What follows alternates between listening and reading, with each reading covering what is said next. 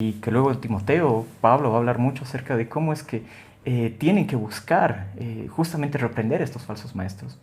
Así que eso, simplemente tener mucho cuidado de poder juzgar de forma sencilla o de una forma muy superficial a las iglesias y decir, no, esta iglesia es falsa.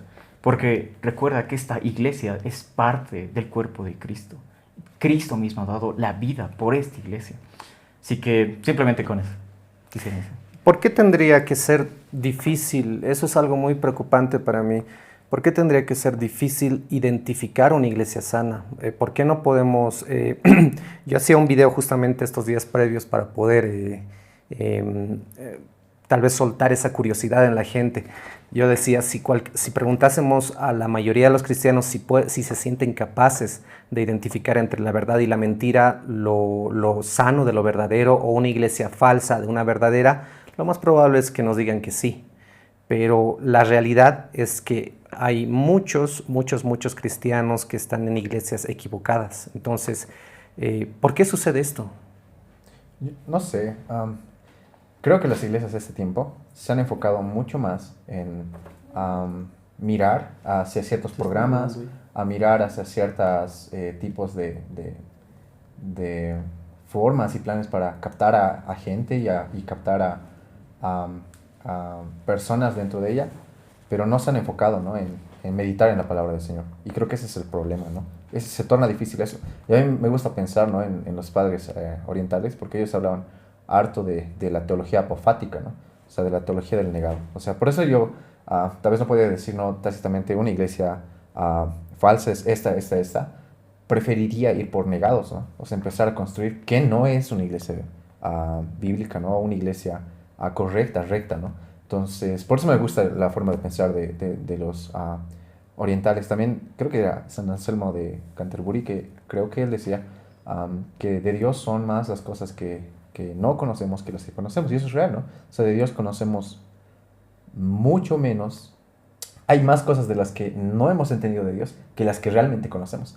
O sea, de lo que conocemos es un pequeño puñado de las grandes riquezas de Cristo. Entonces, creo que por eso, ¿no? Por eso no podemos ver, ¿no?, tan claramente, porque no se han dedicado las iglesias a meditar en la palabra del Señor. Es que, y justamente complementando la idea, ¿por qué es tan difícil para nosotros? Creo que no hemos entendido tampoco qué es lo que es la iglesia. Hemos dado valor a otros elementos, la doctrina, a los pastores, a ciertos grupos, pero nos hemos dedicado tanto a esto que hemos dejado de lado de comprender de qué es la iglesia, ¿no? Y no es solamente un cuerpo, una asociación, un grupo empresarial, es literalmente la columna y el baluarte de la verdad aquí en la tierra. Por lo tanto, es muy serio que hablemos del concepto de iglesia. Y como decía Marco, creo que uno tiene que ser muy cuidadoso al decir, esta iglesia es falsa o esta iglesia no. Yo podría ser más juicioso y más prudente en decir, creo que esta iglesia tiene un problema y como iglesia tiene que aprender a resolver este problema que está presentando este falso maestro que está acá. Esto es el deber. Pero vamos a ver más adelante cómo es que esto es un dilema, porque si la iglesia... Si la iglesia ni siquiera está preparada o no conoce la lectura, o es que el pastor únicamente es el que está diciendo cómo tienes que leer la Biblia, no, estás leyendo mal o estás leyendo bien. Claro, la iglesia no tiene la capacidad crítica de decir, sabes, nosotros como el cuerpo de Cristo hemos comenzado a darnos cuenta que estás hablando cosas que no están conforme a la Escritura, que estás imponiéndonos cargas que no están en la Escritura. Y claro, pero para eso tiene que haber maestros que puedan enseñar a la iglesia y que la iglesia pueda crecer y madurar para poder decir, ok, mire pastor, usted creo que ya no está hablando de la Biblia. Ok, vamos a mencionar, les voy a pedir que mencionen ustedes cuál creen que es una señal, un punto que ustedes les preocupe en una iglesia, ¿no? Para poder llamar la iglesia. Para mí creo que esencialmente, y creo que ahí vamos a estar de acuerdo todos, es la predicación fiel del Evangelio, ¿no? Si no hay predicación fiel del Evangelio, entonces no hay iglesia, ¿no? Va a haber más puntos, ¿no?, que vamos a ir tratando a lo largo de esta noche, pero donde no hay una predicación fiel del querigma, no hay iglesia, ¿no? Podemos ver, dividirnos en otras cosas y pelear otras cosas, pero el querigma, el Evangelio, tiene que ser claro. Entonces una iglesia que no tiene el querigma, que no predique el Evangelio, que no habla de la salvación de Jesucristo, que no habla de los puntos centrales del Evangelio, no vale la pena, ¿no?, que sea una iglesia, al menos para mí, ¿no? Entonces, creo que eso. Primero. Lamentablemente hoy caemos, bueno, ese es un punto fácil de identificar, pero caemos en que hay muchas iglesias que están tropezando con ese tipo de cosas. O sea, hoy en día la predicación no es una predicación bíblica sólida. Son predicaciones vacías, sin profundidad y a veces más centradas en generar emociones, ¿no? Emociones y no en la fidelidad a la Escritura. Sí, sí, es como dice el profesor Avendaño en su libro de La Sombra Americana. Nosotros como evangélicos somos herederos de un tipo de religiosidad que primero es fundamentalista en el sentido que rechaza el estudio profundo de los textos por muchos factores, ¿no? Cuando llegan los misioneros a Latinoamérica, a regiones en Bolivia y otros países vecinos, tienen con esta lógica, ¿no? Ya va a acabar el tiempo, en cualquier momento viene Dios. Y yo como cristiano tengo el deber de ir y predicar a estos pueblos, muy influenciado por el catolicismo, ciertamente, y nada, no hay protestantes, no hay evangelismo, evangélicos en Latinoamérica.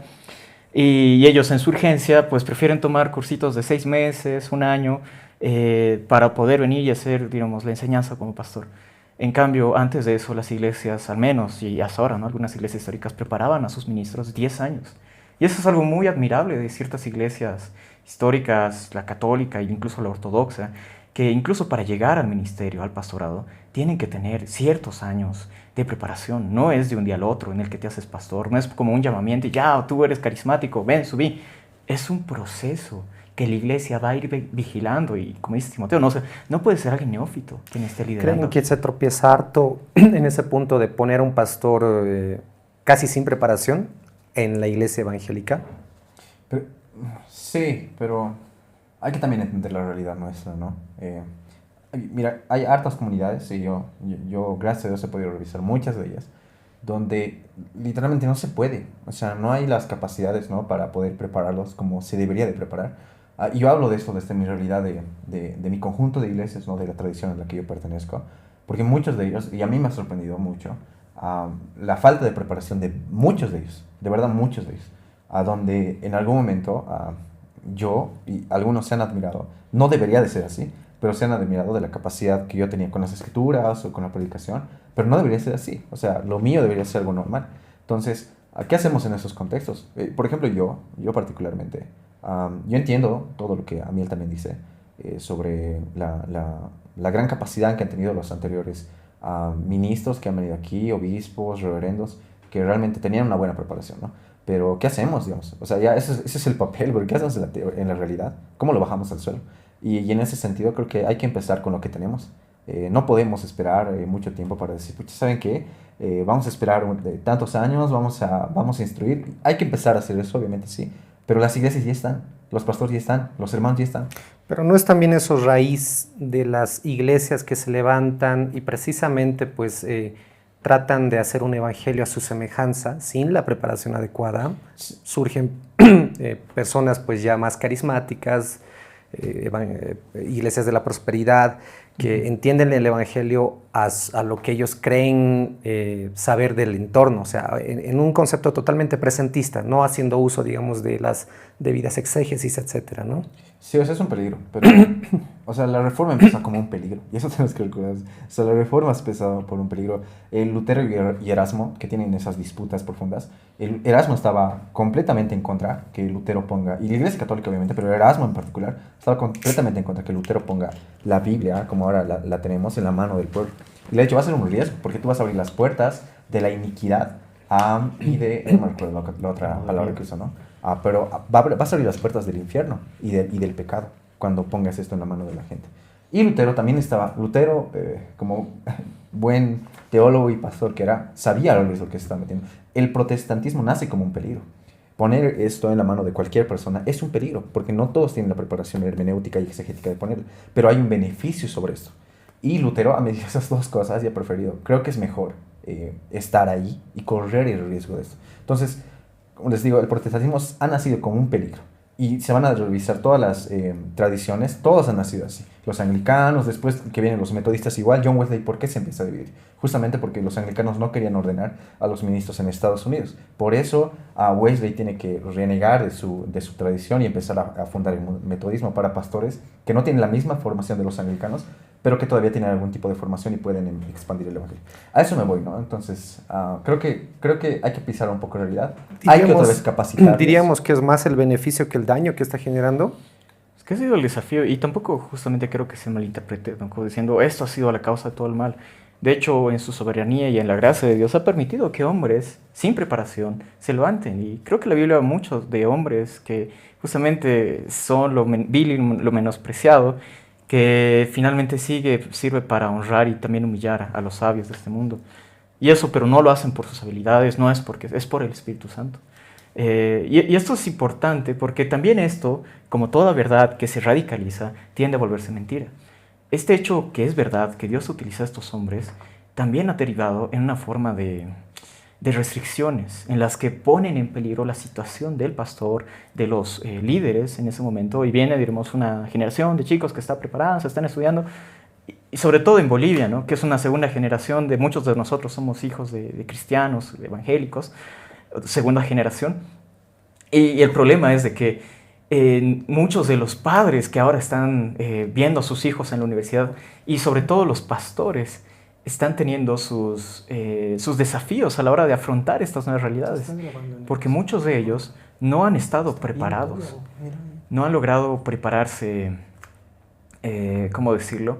No han logrado prepararse universitariamente. Muchos de los pastores no tenían ni siquiera el bachillerato, no tenían ni siquiera la secundaria terminada, pero a pesar de eso Dios los utilizaba. Y claro, como protestantes tenemos que ser nosotros responsables de ese hecho. Los católicos tienen un sistema de gobierno que mantiene y cuida justamente que se levanten situaciones, pero eso a pesar de tener ese sistema ha tenido sus propias contradicciones. Los ortodoxos también le están bendiciendo ahí tanques en Ucrania, en Rusia, en la guerra.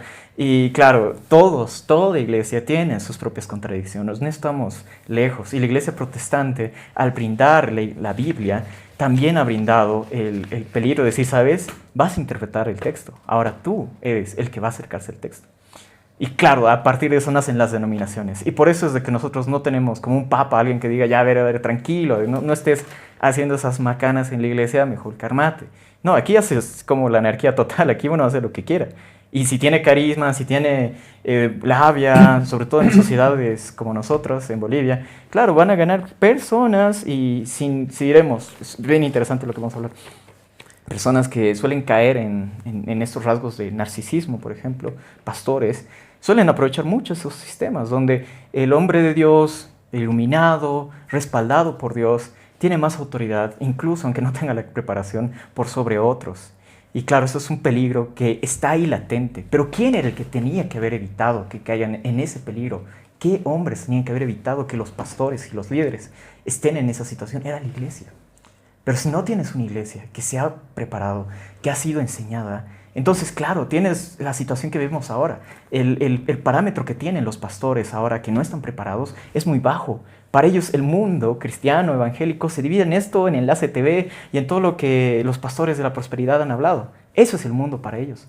Pero no saben que hay algo más afuera. Y eso también pasa en tradiciones reformadas, porque para los reformados, MacArthur o Sproul nada más es esto. O algunas confesiones, no solamente Inti-Wright. Hay un mundo allá afuera que está ahí acercándonos al texto de una manera rigurosa y seria, que lastimosamente en Latinoamérica, y tal vez por la barrera del idioma, nosotros no podemos acercarnos a leerlos. Y eso hace que nuestras iglesias también estén muy limitadas, estén como en el tiempo de Lutero, iglesias medievales, iglesias que han estado arrastrando su genio cultural, y en Bolivia no estamos ajenos a eso. Ok, bueno. Entonces vamos a poner como primer punto lo que decía Marco, diríamos una falta de enseñanza bíblica sólida, ¿no?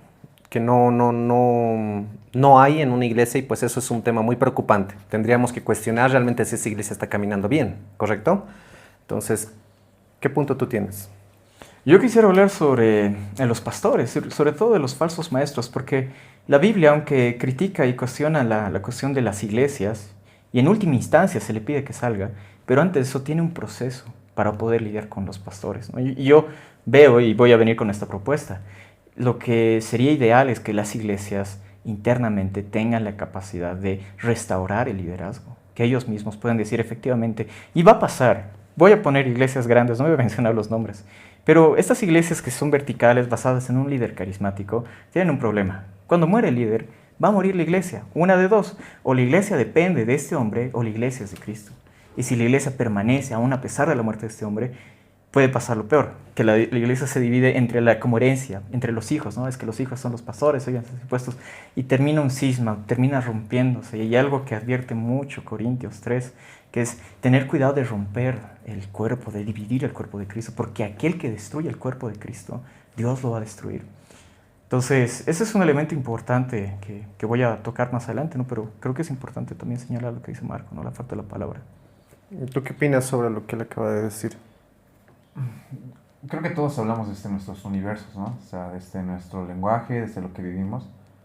Yo particularmente no he vivido mucho eso. Yo voy a estar obviamente de acuerdo con Emiel, que hay mucho abuso. He visto tal vez casos de amigos en los que sí había el pastor como la figura hegemónica, ¿no? De todo eso, y parecía que se predicaba el pastor más que Cristo. Y obviamente voy a estar de acuerdo, pero yo no he vivido en esa realidad, y tal vez no puedo estar bien metido en eso, ¿no? Pero obviamente sí, ¿no? Un pastor tiene que servir a Cristo, ¿no? Y vivir para Cristo, no para sus intereses, ¿no? Creo que vamos a estar totalmente de acuerdo. Ok. Bueno, a ver, yo voy a hablar específicamente acerca del punto que para mí también es muy importante, que son a veces las iglesias que ponen las experiencias personales por encima de la Escritura, ¿no? Esa frase popular que a veces se dice como que Dios me dijo, ¿no? Yo me soñé, nosotros hemos recibido esto del Señor, y bueno, básicamente hacen doctrina de eso. ¿Ustedes creen que, digamos, ese es un punto para que una iglesia pueda ser examinada y tal vez cuestionada, como que esa iglesia está muy, muy desviada de la verdad? ¿Que pongan experiencias personales por sobre la Biblia? Es que es importante no satanizar el concepto de experiencia. Recuerda lo que dice Hechos, ¿no? Cuando en el Sanedrín justamente estaban cuestionándoles a los apóstoles, a Pedro y a Juan, él hace mención y dice, ¿no? Nosotros hemos experimentado, hemos visto a Cristo resucitado. Entonces, la experiencia no es un fenómeno malo en sí. El problema es entender que estas experiencias no estén acorde a lo que la Biblia está diciendo. Y claro, ahora, y aquí vamos a tener mucho cuidado, porque tendemos a acusar a los pentecostales de que, es que estos son los desordenados, son loquitos. Más bien todo lo contrario. Creo que el pentecostalismo actualmente tiene y ha tenido, desde el principio del siglo XX, ha sido una gracia y una bendición de parte de Dios a la iglesia cristiana, porque muchas de las prácticas que ellos realizan hoy en día, ponte cosas que son muy escandalosas para nosotros, como el don de lenguas o los dones, o el caso de los exorcismos, ¿no? en iglesias, incluso el pastorado, el liderazgo de las mujeres dentro de la iglesia, estaban planteadas y han sido reelevadas dentro de las iglesias pentecostales. ¿Cuál es el detalle? Craig Keener, un teólogo pentecostal erudito, un hombre increíble, hace un recorrido histórico y más allá de lo que él habla como exegeta, nos da a entender de que lo que practicaban en el siglo I los cristianos, también lo están practicando muchas veces los pentecostales, muchas veces sin darse cuenta de que eso es algo que ya hacían en el siglo I. ¿Cómo qué, por ejemplo? Por ejemplo, este tema de los exorcismos. Es muy interesante cómo la exégesis nos habla de que el Mesías sí o sí tenía que tener la capacidad de exorcizar, tenía que tener dominio sobre los reinos demoníacos, o sea, poder expulsarlos. Y eso dentro del siglo, y es pues un estudio bien complejo, porque tienes que ver todo el Nuevo Testamento y todas las cartas, todos los evangelios, para poder dimensionar toda la evidencia que existe sobre el exorcismo en el siglo I. Y parte de eso como Jesús tenía que hacerlo. Y no solamente él, lo hacen sus discípulos como herencia de Cristo. Y eso es importante porque en realidad muchas de las cosas, lo que decía, ¿no? Muchas de las cosas que ellos hacen actualmente, tal vez algunos no saben que lo hacen de forma correcta, pero ahí yo creo y veo que es el Espíritu Santo quien está obrando en medio de ellos para poder hacer cosas que para nosotros parecen locura. pero que en el siglo I lo hacían tranquilamente. Pero tenemos que caer también en el terreno de que mucho de eso también es espectáculo. Claro, Muchas de las liberaciones, no digo todas, o sea, no soy una persona que no crea en sanidad, que no crea en el mover del Espíritu Santo, y esas cosas efectivamente creo porque están en la Biblia, pero tenemos que caer también que en varias iglesias pentecostales o carismáticas, las liberaciones que dicen, las sanidades que hacen, o incluso cosas más atrevidas, como por ejemplo hacer llover oro, cosas de ese tipo, son espectáculo. Y muchas de esas incluso se han reportado, hay documentas, sí, lo han ¿cómo se dice? falseado, ¿no? ¿Cómo se dice? Está bien documentado que son casos falsos, Montados, donde ¿no? son montados. Ujú. Entonces, ahí creo que se rompe todo lo que estás diciendo. Bueno, tal vez acortando. Habría que ver, o sea, tenemos que entender que la experiencia es importante. ¿Por qué? Porque la iglesia, antes de tener Biblia, tenía el querigma. O sea, el querigma era antes de que tengamos todos los documentos que tenemos aquí recopilados. Y ojo, no me malentiendan, o sea, yo soy alguien que amo las escrituras y para mí, o sea, incluso me he llegado a dividir por temas importantes, porque a mí me importa, tomo en serio las escrituras. Pero también tenemos que tomar en serio la formación de la iglesia. La iglesia, antes de tener la Biblia, tiene el querigma y la experiencia. O sea, por eso a mí va a tener mucha razón en decir que... ¿Qué o sea, significa literalmente querigma? Es el evangelio. O sea, el evangelio no tenido en letra, sino tenido en el corazón, digamos, lo que tenían los primeros cristianos. O sea, ya les digo, o sea, no tenían todo esto. Y van a notar mucho que muchas de las cartas, por ejemplo, a Éfeso, no se dispersaron rápidamente a todas las comunidades. O sea, eran cartas regionales y cada iglesia tenía su propio, así quieren ver, su canon bíblico. Hasta los primeros 2 siglos, o sea, cada iglesia tenía su propia lista de libros inspirados, que tenían Efesios, otros tenían otras cartas, Corintios, o sea, no estaba todo uniformizado. ¿Y qué hacemos con esos primeros siglos? Ahora, habiendo dicho eso, que la experiencia es importante, el Señor nos ha podido dar a lo largo de historia, a lo largo del siglo 3 y 4, todo el canon completo, ¿no?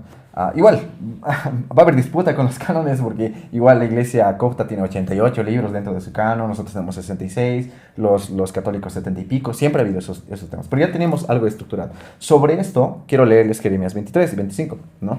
Yo he oído, y este capítulo de Jeremías va a ser una acusación hacia los falsos maestros, ¿no? Y va a decir lo siguiente: yo he oído lo que aquellos profetas dijeron, profetizando mentiras en mi nombre, diciendo soñé. ¿Hasta cuándo estará esto en el corazón de los profetas que profetizan mentira, que profetizan el engaño de su corazón? ¿No piensan cómo hacen que mi pueblo se olvide de mi nombre con sus sueños y cada uno cuenta a su compañero al modo que sus padres se olvidaron de mi nombre por Baal? El profeta que tuvieron un sueño cuente el sueño, y aquel a quien fuere mi palabra, cuente mi palabra verdadera. ¿Qué tiene que ver la paja con el trigo? Dice Jehová, y va a seguir hablando del sueño. O sea, si bien, por un lado, la experiencia es importante, la experiencia no es el todo. Para mí es un aspecto muy importante. Por ejemplo, hace tiempo hacía un video de la apuesta de Pascal. La apuesta de Pascal es que decía Pascal, ¿no? Y creo que es un argumento que usan hartos apologistas, cosas metidas por ahí. Pero Pascal decía, creer en Dios, si creo en Dios completamente, y Dios no es verdad, realmente no he perdido nada, no he perdido mucho. Pero si creo en Dios y realmente he perdido, y resulta que realmente, si no creo en Dios, perdón, y resulta que realmente existía Dios, lo he perdido todo. Entonces es la apuesta de Pascal. Es más coherente y es más lógico creer en Dios. Pero mira, yo me pongo en mi vida, y la apuesta de Pascal me puede importar mucho o poco porque yo he experimentado a Cristo. Yo sé quién es Cristo. O sea, Cristo ha habitado en mi vida, ha venido a mi corazón. Esa experiencia es importante. Hacer abuso de esa experiencia, como Jeremías lo empieza a reclamar, dicen muchos profetas, he tenido un sueño, y confunden el rebaño y no hablan de mi palabra verdadera, también es un abuso. Entonces tenemos que, creo que, identificar, no satanizar un lado, pero tampoco bendecirlos. Lo último que quiero decir acerca del movimiento carismático, porque más, o sea, los pentecostales no tienen una noción de doctrina clara. El carisma, los carismas, el pentecostalismo ha entrado a todo lado. Hay anglicanos que se han vuelto pentecostales, hay van a meter metodistas, ha habido movimientos luteranos, reformados que han pasado por eso. Pero sí tenemos que notar, y esto va a pasar a lo largo de toda la historia, que toda revitalización espiritual, como lo ha sido la reforma, como lo han sido los pentecostales, tienen un riesgo. Y eso hemos hablado hace ratos, ¿no? Yo les comentaba. Y justamente ellos han caído en más excesos. Yo voy a estar muy de acuerdo en eso. Ellos han caído en muchos excesos, muchos abusos, pero no podemos tampoco satanizar todo lo que hay dentro de ellos. Entonces, bueno, la idea nunca ha sido, por si acaso, satanizar. Tal vez no me he explicado bien con ustedes, y para las personas que nos están escuchando, no es la idea satanizar cualquier experiencia. Obviamente la Biblia está llena de experiencias, ¿ya? Pero a lo que yo me refiero es experiencias que no van acorde al escrito bíblico, que se salen muchas veces del escrito bíblico y crean una nueva doctrina, ¿no? Entonces yo creo que en eso por lo menos creo que estamos de acuerdo los tres, o alguien no está de acuerdo con eso. creo que vamos a estar de acuerdo. Sí. Sí, vamos a estar de acuerdo. O sea, la experiencia tiene que ir de la mano con lo escrito. No puede... ¿Qué dice? A ver, ¿qué nos dice aquí Gálatas? Gálatas 1:8. Mas si aún nosotros o un ángel os anunciar un evangelio diferente, sea anatema, dice, ¿no? Entonces, o sea, tiene que estar totalmente relacionado esa experiencia con lo que dice la Biblia. No puede irse por otro lado. Y si se va por otro lado, pues ya, sea pastor o sea lo que sea, ya es preocupante. Ya está saliéndose de todo lo que hemos aprendido en la Biblia. Claro, y yo te voy a poner, vamos a problematizar mucho más, porque cuando nosotros hablamos, está dentro de la Biblia, pero tú haces referencia a Gálatas. Y yo como anglicano, bautista, como cualquier otra denominación, te digo, te cuento que estás interpretando mal ese versículo de Gálatas.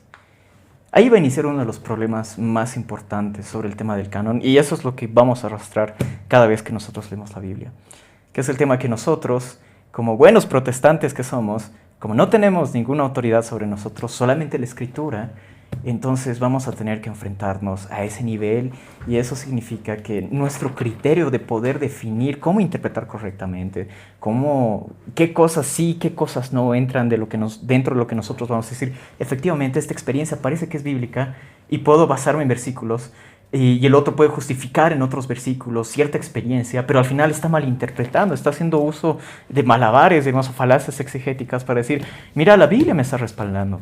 Y ese es uno de los desafíos más grandes que vamos a tener como cristianos, y por eso para nosotros, y me olvidaba, para el principio, es necesario identificar una iglesia a partir de lo que nosotros tenemos que entender como el criterio de ortodoxia.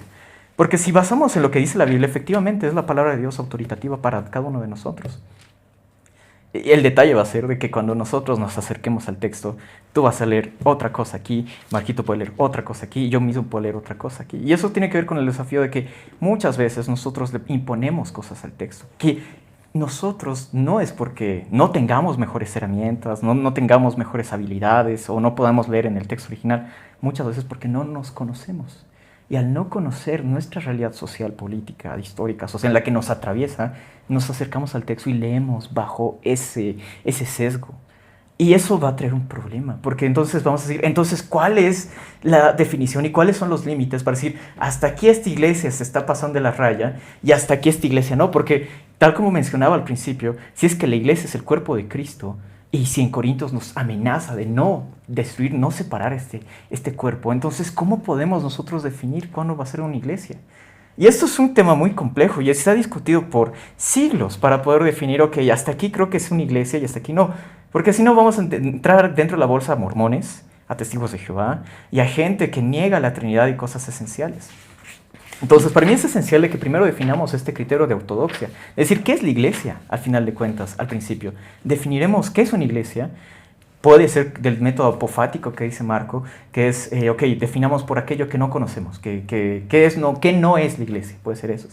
Pero yo quiero traer a colación estos 3 puntos, y creo que Marco lo puede explorar mejor, que es el tema de la patrística. Pero es bien importante la patrística para el cristianismo. Y hay que tener mucha madurez también para decir, no es que la patrística solamente defiende, así como la Biblia, nosotros tenemos nuestros sesgos para interpretarlo, también los luteranos, también los protestantes, también los católicos, también los ortodoxos van a tener su propia hermenéutica de los padres de la iglesia. Pero creo que en esto vamos a estar de acuerdo cuando hablamos del criterio de ortodoxia. Hasta aquí es una iglesia cristiana, que son estos 3 puntos. Uno es la universalidad, ¿no? Que esto se cree en todas partes, debe ser universal y no limitado a una sola región. La antigüedad, que tiene que tener la doctrina que se ha mantenido desde los tiempos apostólicos sin ninguna novedad. Y el consenso, que es el por todos, ¿no? La doctrina debe tener respaldo de la mayoría de los creyentes, ¿no? Este criterio que lo desarrolla San Vicente de Lernis en el siglo V, al menos van a ser estos 3 puntos que van a es que no es fácil definirlo. Uno tiene que tardarse sus añitos para poder decir, hasta aquí creo que ya es el criterio ortodoxo, porque luego vamos a entrar en conflictos de qué son las doctrinas primarias y qué son las doctrinas secundarias. Para mí una iglesia, y según lo que veo en la Escritura, es que está basado primero, en la autoridad de la Escritura, en los concilios ecuménicos que nos hablan acerca de la divinidad de Cristo, de la Trinidad y cosas que se han peleado contra los gnósticos, de la corporeidad de Cristo. Y muchos elementos también que se han considerado dentro de los concilios ecuménicos. Entonces, hasta ahí creo que nos da un parámetro de decir, esta es una iglesia. Y por eso decía, no es tan fácil decir, ¿sabes? Este abuso de esta experiencia, de este grupo de neopentecostales, carismáticos, ¿están haciendo algo equivocado? Sí. ¿Por eso dejan de ser iglesia? No lo sé. ¿Tú conoces a todos los miembros de esa comunidad del cuerpo de Cristo para poder hacer eso? ¿Conoces al pastor? Sí, creo que está haciendo algo raro. Ok, entonces veamos cómo podemos abordarlo. Y ahora sí, termino con esto. ¿Cómo vamos a abordar entonces estos temas que están desbordándose de la experiencia, este abuso que existe dentro de las iglesias, dentro de lo que es la experiencia? Más allá de lo que dice la Biblia, tenemos que tomar en cuenta lo que nos está diciendo el criterio de ortodoxia. Estos hombres, ¿por qué hacen esto? Show puede ser por el tema de que necesitan atención, necesitan ser relevantes por un contexto en el que constantemente necesitan explotar la atención de estos hermanos. Así que, bueno, no me voy a extender más. Pueden decir lo que quieran. Sobre esto quisiera hablar un poco, ¿no? O sea, está bien, podemos tener una mirada amplia, pero tenemos que tener dónde pararnos, ¿no? Había un debate muy interesante en el que tenían Bultmann y Barth, ¿no? No sé si ustedes conocen a estos dos teólogos, pero han sido de los más grandes, ¿no? Del siglo XX. Pero Barth empieza a hacer un comentario hacia la carta a los romanos, y Bultmann está con esto de la desmitologización de las escrituras, que se ha hecho meme también de Bultmann, pero Bultmann le escribe una carta a Barth, ¿no? Y le dice, creo que no estás tomando tan en serio, no estás desmitologizando tantos romanos, y empiezan a hacer ese diálogo. Y lo que le responde Barth a Bultmann es que, y Barth le acusa, ¿no? Bultmann le acusa a Barth, ¿no? de no ser tan incisivo y buscar el neuma Christos, ¿no? O sea, en griego es el espíritu de Cristo. Entonces Barth le responde, no sé quién está buscando realmente el espíritu de Cristo. Entre tanto tú, le dice a Bultmann, estás no tomando en serio las escrituras porque las tomas como muchas partes no reales.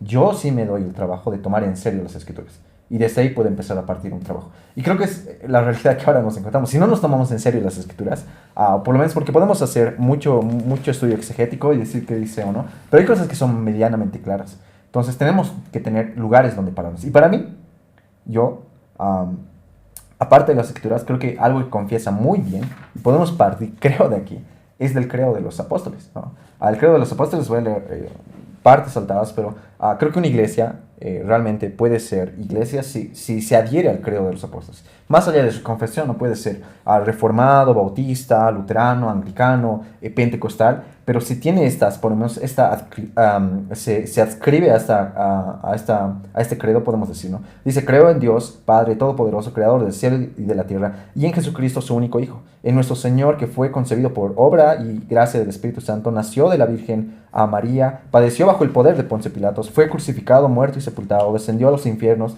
al tercer día resucitó entre los muertos, subió a los cielos y está sentado a la derecha de Dios Padre Todopoderoso. Desde ahí vendrá a juzgar a vivos y a muertos. Creo en el Espíritu Santo, la Santa Iglesia Católica, la comunión de los santos, el perdón de los pecados, la resurrección de la carne y la vida perdurable. Entonces, creo que si entendemos por lo menos esos tres encabezados, que creemos en Dios Padre, que creemos en Jesucristo, que creemos en el Espíritu Santo, que creemos en la encarnación de Cristo, que creemos en su crucifixión, que creemos en su resurrección y que creemos en la iglesia, por lo menos esos puntos nos van a dar una noción de lo que es iglesia, ¿no? Porque como les digo, vamos a agarrar esto y a mí él va a leer una cosa, a Chris tal vez va a leer otra cosa, yo voy a leer otra cosa. Necesitamos autoridad.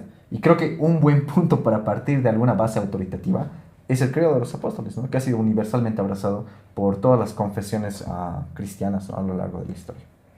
Perfecto. Vamos a pasar al siguiente punto. Les voy a pedir un enorme favor a los dos. Claro. Que puedan, por favor, hablar en un lenguaje bastante sencillo, porque las personas a las que queremos llegar probablemente no van a entender sus tecnicismos. Así que, digamos, si hablan entre ustedes dos, se debe estar entendiendo muy bien. Pero a las personas que queremos ilustrar, edificar, abrir los ojos, si se puede, no les van a entender nada. ¿Ya? Entonces pueden hacerlo en un lenguaje más simple. Vamos en el siguiente punto. ¿Qué punto tienes tú, Marco? Otro punto. Entendemos claro cuál es la dinámica, ¿no? O sea, tenemos que exponer puntos que nosotros consideremos peligrosos dentro de una iglesia. Cosas que realmente nos hagan cuestionar para empezar, si recomendarías a una persona ir a esa iglesia. ¿Ya? Creo que el siguiente punto que yo por lo menos plantearía es el de la administración de los sacramentos, ¿no? Algunos lo van a llamar ordenanzas y vamos a tal vez ahí discutir, pero la administración de lo que conocemos como Santa Cena y el bautismo, ¿no? Entonces creo que una iglesia, por lo menos que se llame y esté dentro de la confesión cristiana, pueda ser sana, tiene que administrar esto, ¿no? Van a haber muchas denominaciones y algunas que tengo amigos que justamente no hacen esto, ¿no? No practican el bautizo y no practican la Santa Cena. ¿Por qué yo lo veo importante? Lo veo importante porque uno lo instituye Jesucristo en el capítulo 28, cuando es la reinterpretación de lo que llamamos Pesach, la Pascua, la Cena de la Pascua. Entonces, ahí vemos, ¿no?, la Santa Cena y el Señor manda explícitamente a repetir esto, ¿no? Y les dice, ¿no?, toman es mi cuerpo, esta es mi sangre. Podemos dividirnos ahí, porque yo creo en la presencia real de Cristo en la cena, pero con que creamos en la administración de la gracia a través de los sacramentos, creo que vamos a estar bien.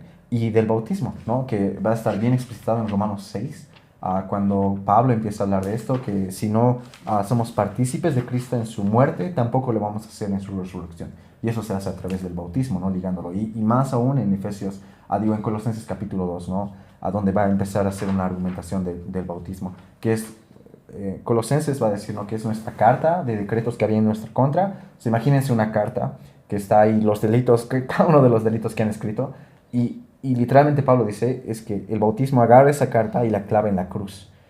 Entonces, por eso es importante la administración de los sacramentos. Y las iglesias, por lo menos históricamente hablando, siempre han administrado estos dos sacramentos, ¿no?, el bautismo y la Santa Cena. Y yo creo que una iglesia, si una iglesia es sana y realmente busca la gloria de Dios, también busca cumplir los mandatos de Cristo. Y ahí vamos a ver iglesias que realmente bautizan y administran la Santa Cena. Justamente, y quisiera preguntarlo abiertamente, ¿qué piensas de los cuáqueros? Porque ellos son, y hay otras iglesias anabaptistas, diremos, que no administran los sacramentos. Y cada uno cambia, diremos, hay ciertos sacramentos que ponen otros y otros sí. Creo que los metodistas tienen dos sacramentos, pero no es el del bautizo, pero es el matrimonio un sacramento, por ejemplo. Entonces, es bien complejo a ese nivel, diremos decir. Hasta aquí esto, si administra los sacramentos, pero si no administra, entonces, ¿no es una iglesia? Pero yo creo... ¿No es parte del cuerpo de Cristo? Yo creo, una cosa es hablar de la iglesia visible y la iglesia invisible, ¿no?, que empieza a plantar Lutero. Pero no por el ánimo y el afán de querer abrazar a todos, tenemos que empezar a doblegarnos nosotros. Y creo que ese es uno de los puntos, que ahí tal vez vamos a diferir aquí, pero tenemos que pararnos, para dialogar, para que podamos tal vez dialogar y hablar entre iglesias hermanas. Uno tiene que estar bien convencido de lo que cree. No puedes dialogar con otros si no tienes una base donde pararte. Entonces, en ese sentido, si históricamente hablando, muchas de las cosas, porque los cuáqueros es algo más novedoso, y muchas de las iglesias que no practican como ejército de salvación también, va a ser algo más novedoso, pero creo que tenemos que tener una base donde pararnos. Entonces yo prefiero pararme en la base de lo que por años se ha hablado de la ortodoxia, porque igual van a estar en los 6 concilios ecuménicos, lo del bautismo y lo de la Santa Cena, y separarme un poco y decir en algún momento, tal vez estas iglesias no son realmente iglesias. Eso no quiere decir que dentro de las filas no haya personas salvas, ¿no? Ahí vamos a hablar de la iglesia invisible. Pero la iglesia visible de la que estamos hablando ahora, no estamos hablando de la iglesia invisible, no estamos hablando de la iglesia visible, de las instituciones, ¿no? Hablar de la iglesia, de tu iglesia, de tu zona, esa es la iglesia visible, porque tú la ves. Yo no estoy hablando del cuerpo de la iglesia que realmente salva, ¿no? No estamos hablando de eso, pero estamos hablando de la iglesia visible. Entonces, en ese caso, yo puedo adscribirme y tal vez decir, iglesias que no confiesan esto y no hacen no ofician por lo menos estos dos sacramentos, no ¿El bautismo es un sacramento ordenado en la Biblia? Sí. Sí. ¿Por qué una iglesia no lo haría? Hay que ver el contexto particular. Si es un mandato de Cristo bautizar a sus miembros, ¿por qué no lo harían? ¿Qué está pasando Uno ahí de los para que no lo argumentos hagan? que yo he escuchado era que están basados más en el concepto del bautizo del Espíritu Santo, ¿no? Y es que hay que ser Como los también pentecostales. pero no, no es de los pentecostales. Estos son de iglesias que no administran los sacramentos. Y es también serio, ¿no? El tema de, ok, y si no es bautizado, hay todo tipo de bautizos, ¿no? Hay bautizos en arena, en algún tiempo han bautizado en arena, algún tiempo han bautizado, pues, como han podido. Pero en sí, y creo que eso, para mí es un tema muy delicado, porque, digamos, Marco marca su distancia y me parece respetable, porque significa que estos hermanos no son nuestros hermanos. No, pero tú especialmente, ¿cómo justificas eso? O sea, ahora, ¿la Santa Cena es un sacramento ordenado en la Biblia? Sí, yo lo veo y lo practico y lo creo como buen anglicano. Entonces, ¿por qué una iglesia omitiría ese tipo de mandatos? Por la situación histórica en la que han experimentado, sobre todo los anabautistas, y que luego derivan en los cuáqueros, en estas experiencias fuertes, ¿no? Quakers, que significa como parpadear, ¿no? Y estos hombres, estos cuáqueros, que ahora se conocen como las iglesias de los amigos en Bolivia, ellos son herederos de esa tradición, donde no se administran los sacramentos.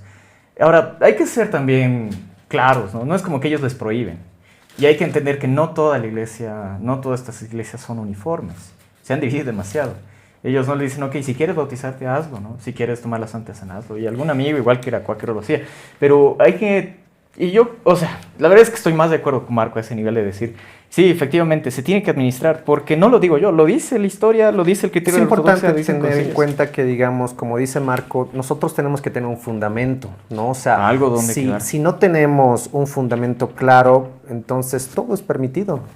Claro, claro. O sea, prácticamente podemos hacer, cumplir lo que queramos, omitir lo que no nos guste, ¿no? Claro. Entonces, es importante los contextos históricos, culturales, sociales, políticos, etcétera, pero eso no anula, justifica. eso Sí, no sí, anula sí. lo que está escrito ahí, ¿no? El mandato, Claro, por ejemplo. claro, Entonces, no sé si nos vamos a alargar mucho en eso. Yo les Tal vez diría para que cerrarlo, o sea, yo, obviamente se puede entender los contextos porque o sea, es fácil para nosotros ahora, con el conocimiento que tenemos y el acceso a información que tenemos, a tal vez juzgar al pasado, ¿no?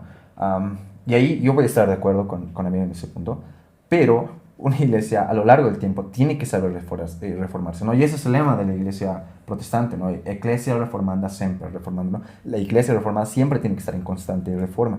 Entonces, iglesia, eso a mí me resuena mucho, ¿no? Yo entiendo tal vez el contexto en el momento histórico en el que se encuentran, pero que sigan arrastrando esos errores hasta ahora y que no hayan meditado, porque son cosas claras. O sea, yo no me estoy metiendo en el escatón o en la parucía, o sea, en la segunda venida de Cristo. Complejidades. no en complejidades. tecnicismos, no se olviden. Perdón, No, por favor, en la lenguajes segunda, claros. en la segunda venida de Cristo, yo no estoy hablando, ¿no? De cómo va a ser la segunda. Son cosas claras. O sea, y en esto es claro, ¿no? Y voy a leer rápidamente, ¿no? Cuando Mateo nos dice, todos lo conocen, ¿no? Mateo 28 y 19 dice, por tanto id, bueno, antes de eso, ¿no? Dice, toda potestad me es dada en el cielo y en la tierra. Por tanto id y haced discípulos a todas las naciones, bautizándolos en el nombre del Padre, del Hijo y del Espíritu Santo, enseñándoles que guarden todas las cosas que os he mandado. He aquí, yo estoy con vosotros todos los días hasta el fin del mundo. Entonces, el Señor hace mandato explícito, particularmente del bautismo. Luego vamos a ver, si quieren, vemos la Santa Cena, no creo que sea necesario, pero Cristo lo dice, ¿no? Entonces, yo entiendo el contexto, pero deberían de aferrarse más a su tradición que a la Biblia. O sea, la Biblia es nuestro fundamento, ¿no? Y eso me resuena, ¿no? Entonces, sí.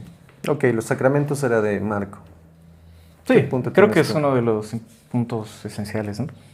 A ver, yo justamente, como te digo, mi enfoque va a ser justamente la advertencia de los falsos maestros. Y creo que no lo he podido desarrollar, ahora sí quiero desarrollarlo bien. El tema del el peligro que resulta en los hombres amadores de sí mismos, ¿no? Tenemos versículos como en Ezequiel 34:2 que dice, hay de los pastores de Israel que se apacentan a sí mismos, no apacientan los pastores a los rebaños.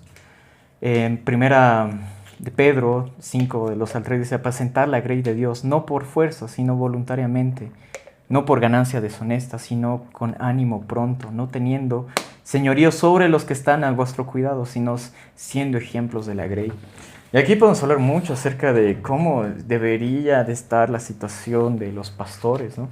Hay algo que la Biblia constantemente advierte sobre el uso del dinero, por ejemplo, como un poder tentador que pone en peligro a los cristianos constantemente. A lo largo del Nuevo Testamento, Jesús está haciendo advertencia del dinero, diciéndoles, como el caso del joven rico, ¿no?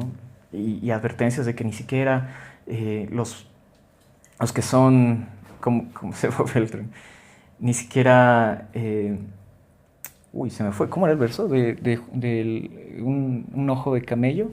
Sí, es más fácil entrar. Es más fácil que un rico, que un ojo de... Que un camello pase por el ojo de una aguja, que un rico entre el reino de los cielos, ¿no? Y advertencias constantes como que el amor al dinero es el principio, ¿no? La raíz de todos los males. Entonces, ahí, por ejemplo, vemos que la situación en la que los pastores muchas veces han caído ha sido justamente por eso, el amor al dinero, la dependencia, la prosperidad, la necesidad de estar constantemente en riquezas.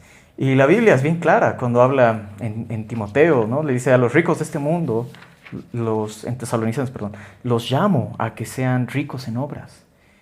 Y ves de que en la iglesia, en Hechos, los hombres están dando todo, están vendiendo, y aquellos que incluso no tienen nada, están vendiendo y están dando lo que no tienen.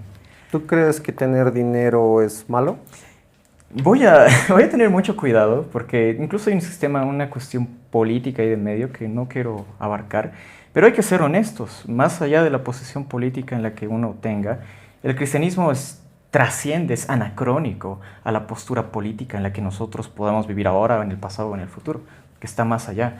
Y efectivamente el cristianismo de alguna manera cuida de que el hombre sea responsable de su dinero, pero también a la iglesia se les está exigiendo, y voy a decir exigiendo, por no decir obligando, que den sus bienes, no para enriquecer a un grupito o a su pastor, para el crecimiento y edificación de la iglesia. Porque hay que ser sinceros, ¿cómo se construye? No sale pues de la nada. El dinero a ese nivel tiene un poder y una influencia fuerte a la hora de tomar decisiones. Si tienes dinero puedes pagarte una buena universidad, una buena educación, puedes ayudar a más personas que realmente necesitan. Y claro, las iglesias como la Odisea, diremos que tenían mucho dinero, tenían esa capacidad, pero a pesar de eso, como va a mencionar, son tibias. Esta iglesia es tibia, Cristo está fuera de esta iglesia. Y ese es el detalle, que hay que tener cuidado con el tema del dinero en las iglesias. Yo voy a ser muy enfático en que el tema del dinero es una tentación muy fuerte para los cristianos.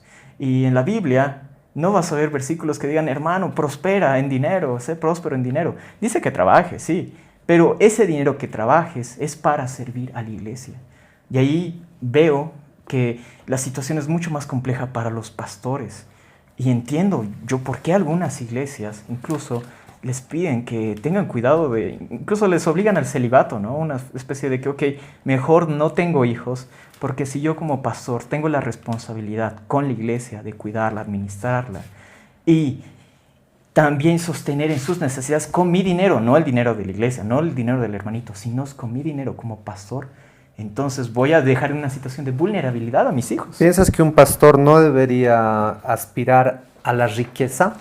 Yo veo que en el Nuevo Testamento no hay hombres, no existe eso. No hay pastores que están buscando. ¿Piensas que un pastor no debería aspirar a eso? La iglesia no está aspirando a ser rica en dinero, está aspirando a ser rica en obras. O sea, un pastor debería tener una vida muy modesta. Una modestia en su vida que nos pueda guiar, al menos en el contexto histórico que estamos viviendo, porque efectivamente Dios también da riquezas. Él pone y dice, ¿no?, a los hombres ricos de este mundo. O sea, Dios también hay personas que van a tener dinero y que van a venir a la iglesia, pero esas personas van a ayudar a la iglesia a ese nivel económicamente, pero otra vez, no para ser rico a un solo hombre. Un pastor no para debería tener sueldo. Yo creo, en este caso, que puede ser un pastor ostentar riqueza, tal vez por el trabajo secular que tiene. O sea, yo voy a hablar de mi experiencia, ¿no? O sea, yo tengo algún par de amigos pastores que de verdad tienen demasiado dinero. Y de verdad demasiado. No voy a decir a qué se dedican o qué empresas tienen. Por favor, dinos. Para dedicarnos a lo mismo. Pero estos pastores tienen eso porque eventualmente el Señor se los da. Y ellos lo que hacen, y lo que me agrada mucho de ellos, hay algunos otros que no, pero muchos, hay alguna iglesia que tal vez está construyendo, ya sabes que yo voy a dar $10,000 y tiene la capacidad de poder hacerlo. Y en mi iglesia, que está ahora en construcción, ha pasado algunas donaciones así, ¿no? Entonces no está mal. Lo que para mí sí me parece que está mal es que un pastor se haga rico, a diferencia de otros pastores, a costa de su de la iglesia. Y ahí sí yo voy a estar en desacuerdo, ¿no? Y quiero que leerles un poquito con qué pasaba con la iglesia del primer siglo, ¿no? En Hechos capítulo 2, versos 44, dice: todos los que habían creído estaban juntos y tenían en común todas las cosas, y vendían sus propiedades y sus bienes y los repartían a todos según la necesidad de cada uno, ¿no? Y esa es la iglesia en la que se mueve, ¿no? El Espíritu Santo. Todos teniendo las cosas en común, viviendo en algunos casos austeramente. No va a ser el caso de todas las iglesias, pero en muchas sí. Entonces el problema va a ser, para mí, cuando el pastor tiene, o sea, está bien que viva bien, o sea, que tenga lo que tiene que tener si está dedicado solamente a la iglesia. Está súper bien que tenga las necesidades para sus hijos, también dependiendo del contexto en el que vive. Pero a mí lo que me parece mal es que si un pastor está teniendo tal vez sus hijos en colegios privados, colegios teniendo muy buena educación, y tiene pastores hermanos que tal vez porque su iglesia no es tan próspera, él tiene que mandar a sus hijos a escuelas públicas. Hay semanas en las que tal vez no puede alimentarles. Entonces, somos una iglesia. El punto es eso, ¿no? O sea, un pastor puede tener las riquezas que tal vez tenga de sus negocios, está súper bien, pero va a haber un pequeño problema ahí, y ahí nos topamos con ese problema, ¿no? Y esa es realidad nuestra. Hay pastores que obviamente están pasando así, ¿no? Que tienen lo que tienen que tener, pero su hermano pastor está justamente sufriendo muchas necesidades. Entonces yo creo que ahí va a haber algún punto de inflexión, ¿no? Las riquezas sí van a ser un punto de... Un tema muy delicado, porque la riqueza no está para... Y es bien complicado, porque incluso Cristo pone al nivel de un señorío, de otro señor, cuando levanta y dice: ¿de quién es esta moneda? ¿De quién es esta riqueza? ¿A quién le pertenece? Lo tacha como a otro señor más a quien se sirve. Entonces, yo creo que ese nivel, la Biblia es bastante clara en el Nuevo Testamento de cómo es la cuestión de administrar las necesidades. Por ejemplo, si yo veo que mi hermano tiene una necesidad económica, mi deber como familia, como cuerpo de Cristo, es ayudarle. Pero es algo que las iglesias no lo están haciendo. Y otra vez, esto tiene que ver mucho con el enfoque individualista en la que nos hemos movido históricamente. La situación en la que nosotros estamos actualmente hace que no veamos ese sentido comunitario de que, ok, yo me voy a arrancar mi dinero, me voy a incomodar la billetera, pero es para mi familia, no la familia consanguínea, para mi familia en Cristo, que es más importante. Lo que vemos en el Nuevo Testamento, la iglesia, realmente es muy, muy importante. Se está construyendo algo diferente. Incluso están rompiendo con los padres, que es con esa consanguinidad. Tenemos el caso de el Pater Family, por ejemplo. No sé si han escuchado. Voy a explicarlo para que no digan que es un concepto raro. El Pater Family en Roma, en el siglo I, hacía referencia a que el padre de familia tenía poder por sobre toda su familia, en el sentido de que el hijo era su propiedad y podía matarlo si él quería públicamente. La mujer era una propiedad más, aunque era romana. Si no tenía a su esposo, no era de ningún valor. Y los esclavos, todos estos eran hombres, productos, como objetivados, hombres que solamente eran objetos para beneficio del padre. Cuando Pablo les menciona, ¿no? O sea, en Efesios les dice, ¿no? Que sométanse unos a otros. Está rompiendo esta lógica del pater family, donde el dinero, el poder está manifestado en solamente un grupo. O que ya no existe la cosa como que la familia es el centro y el núcleo. Ahora es la iglesia. Tu esclavo ahora es tu hermano. Eso que era tu propiedad, tu objeto, es tu hermano en Cristo. Tienen el mismo valor. Y claro, eso rompe terriblemente en el siglo I. Y no es para nada sospechoso cartas como... se me fue el nombre de este filósofo, tal vez te acuerdas de... no es Celso, es Cicerón, Cicerones, ¿no? Quien habla con... Cicerón. Sí, ¿no? Creo que no es Cicerón. Pero este hombre decía que el cristianismo era... Él lo veía, ¿no? Y él criticaba. El cristianismo, dentro de sus críticas, es una religión de mujeres y de niños. ¿Por qué? Porque el cristianismo... ¿Trifón, no es? No era Trifón. Creo que era Celso. Las cartas de Celso, ¿no? Ireneo era. ¿Quién era? Ireneo es el que responde. Sí. Celso, entonces, es Celso. Este hombre igual, criticaba el cristianismo, y él usó esos términos. La religión cristiana es una religión de mujeres y de niños, y de ancianos. Eso, la situación más vulnerable que estaba experimentando la sociedad romana ahora era parte de la iglesia.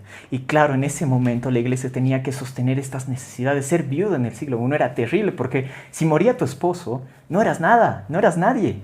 tenías que casarte inmediatamente o te iban a matar, iban a aprovecharse de ti, estabas en una situación de vulnerabilidad terrible. Pero la iglesia, vemos que Pablo le dice, cuidan a las viudas. Timoteo les dice que cuidan a las viudas, porque justamente ahora este dinero que están manejando los ricos, que están las grandes familias, es para el servicio de la iglesia, para los que más requieren y necesitan. Y ahora vivimos en el siglo XXI, a veces hay mayores logros, mayores conquistas, hay menos pobreza quizás, pero aún sigue existiendo necesidad. Van a seguir teniendo a los pobres en este mundo, van a seguir teniendo gente necesitada. Y la iglesia tiene esa responsabilidad de cuidarlos. Pero no los van a creer como, hermanitos, y toma, tiene que hacerlo con su plata. Y eso va a doler, porque significa que ahora esto no es mi Señor, es mi Señor. Está sobre esto que nosotros llamamos colque, ¿no? Dinero. La codicia al dinero, ¿no? O sea, realmente sí es un aspecto muy peligroso tener en cuenta si un pastor pues codicia mucho ese tipo de cosas. Quisiera pasar al siguiente punto, perdón si no te molesta, que para mí sería la falta de fruto espiritual genuino dentro de una iglesia. Podemos ver iglesias que son muy grandes, que tienen la iglesia llena de miembros, pero no hay un crecimiento como tal. O sea, hay muchas actividades, suele haber actividades para los jóvenes, para los esposos, para los solteros, para todo. Pero yo me refiero a que a veces hay mucho movimiento en la iglesia, mucha gente, pero poca transformación real del carácter, en santidad, en amor, en ese tipo de cosas. O sea, pareciera que la iglesia sí está creciendo porque hay cada vez más miembros, pero no hay una transformación real en el carácter, en la santidad, en el amor, en la convicción del pecado. Sí, o sea, tal vez para comentar un poco, creo que es esa la realidad. O sea, la iglesia no es un edificio, Efesios va a hablar de eso, ¿no? Estamos construidos por literalmente ladrillos de gente, somos personas, entonces el crecimiento no se da, ¿no? Mi templo es más grande, esas personas y ver el fruto de esas personas, ¿no? Y creo que árbol que no trae frutos tiene que ser cortado y el Señor es fuerte sobre eso. Y hay pasajes que de verdad a mí me da ganas de arrancarlos de la Biblia porque son bien complicados, ¿no? Pero el Señor dice que árbol que no dé fruto va a ser arrancado y va a ser tirado a la zarza ardiente. Entonces, claramente es eso, ¿no? Miren, yo he visto hartos hermanos, lastimosamente muchos, o sea, a lo largo, tal vez no estoy mucho metido en el cristianismo, pero que hablan tanto y hablaban tanto de Dios y estoy llena del Espíritu Santo y el Señor me guía y guía a mi familia. Y luego las cosas que me han entrado a esas familias, ¿no? O sea, tristemente infidelidad dentro del matrimonio, a papás irresponsables con sus hijos, esposos que no aman a sus esposas como su llamado principal, más que se ocupan tal vez de su trabajo, es importante obviamente, pero se olvidan de sus esposas y de sus hijos.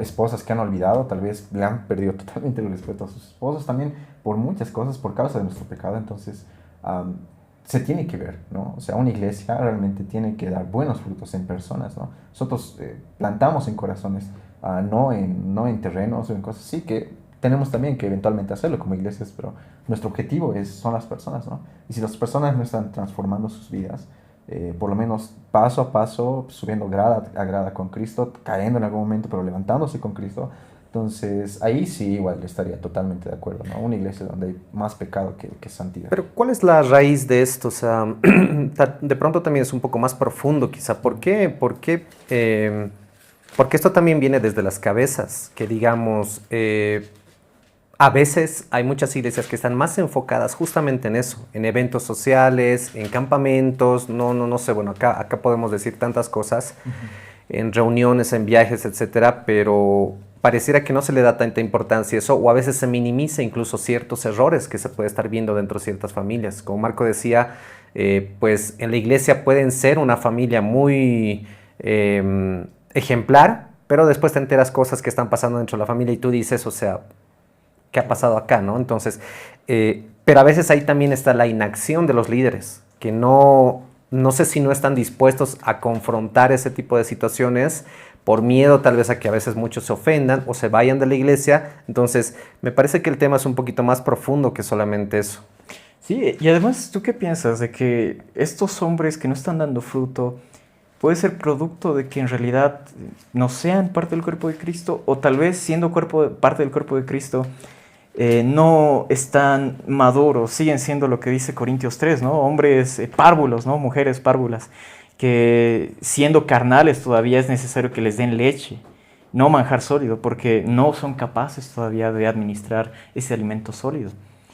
Puede estar muy relacionado a lo que también va a decir Tito, ¿no? Cuando Pablo le dice a Tito que ejerza el don de maestro, da a entender de que también este don puede como disminuir, perderse con el tiempo.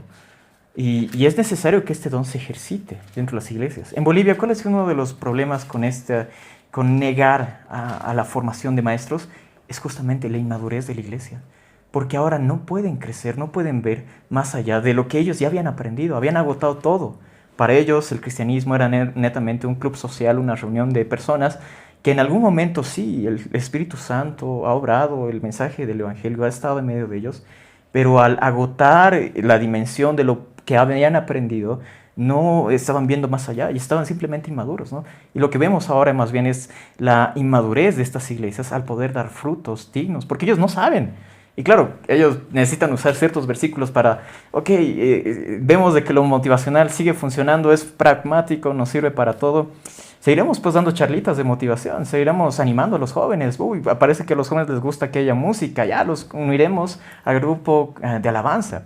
Claro, y eso hace de que se retrase esta formación, este proceso de formación en el que la iglesia tiene que crecer en conjunto. No es como algunos crecen más, pero la iglesia tiene que comenzar a crecer. Entonces, la situación puede ser de que estas iglesias estén inmaduras espiritualmente, que no tengan maestros, hombres y pastores, hombres y mujeres que puedan enseñarles y que puedan formarles a decir, ok, creo que lo que nosotros hemos aprendido hasta aquí está mal, estaba bien, la Biblia no niega de que es necesario animarnos como hermanos, es bueno, pero abusar de esto ya estamos llevándonos a un problema serio con la salud de la iglesia. Comenzaremos a trabajar en la formación de nuestros maestros para que nos enseñen la Biblia. ¿Qué es lo que nos está diciendo la Biblia? Porque, siendo sinceros, tú abres la Biblia, eso me ha pasado rato, mucho tiempo. Este último año he podido acercarme, digamos, a la Biblia de una forma más honesta. Yo tenía un maestro que me ayuda a aprender mejor. Y leo, después de ese tiempo hasta la fecha, veo que realmente no sabía cómo leer la Biblia. Veo el caso de Timoteo de otra manera, veo Lucas, por ejemplo, cómo se está exponiendo los evangelios más allá de los comentarios que yo había aprendido. Y eso es parte del crecimiento que ayudan los maestros. Pero no sé, ¿tú qué piensas? ¿Puede ser eso, la inmadurez? Tal vez podría aportar. Creo que hay que bajarlo a la realidad, ¿no? Yo voy a hablar en una parte más pastoral, ¿no?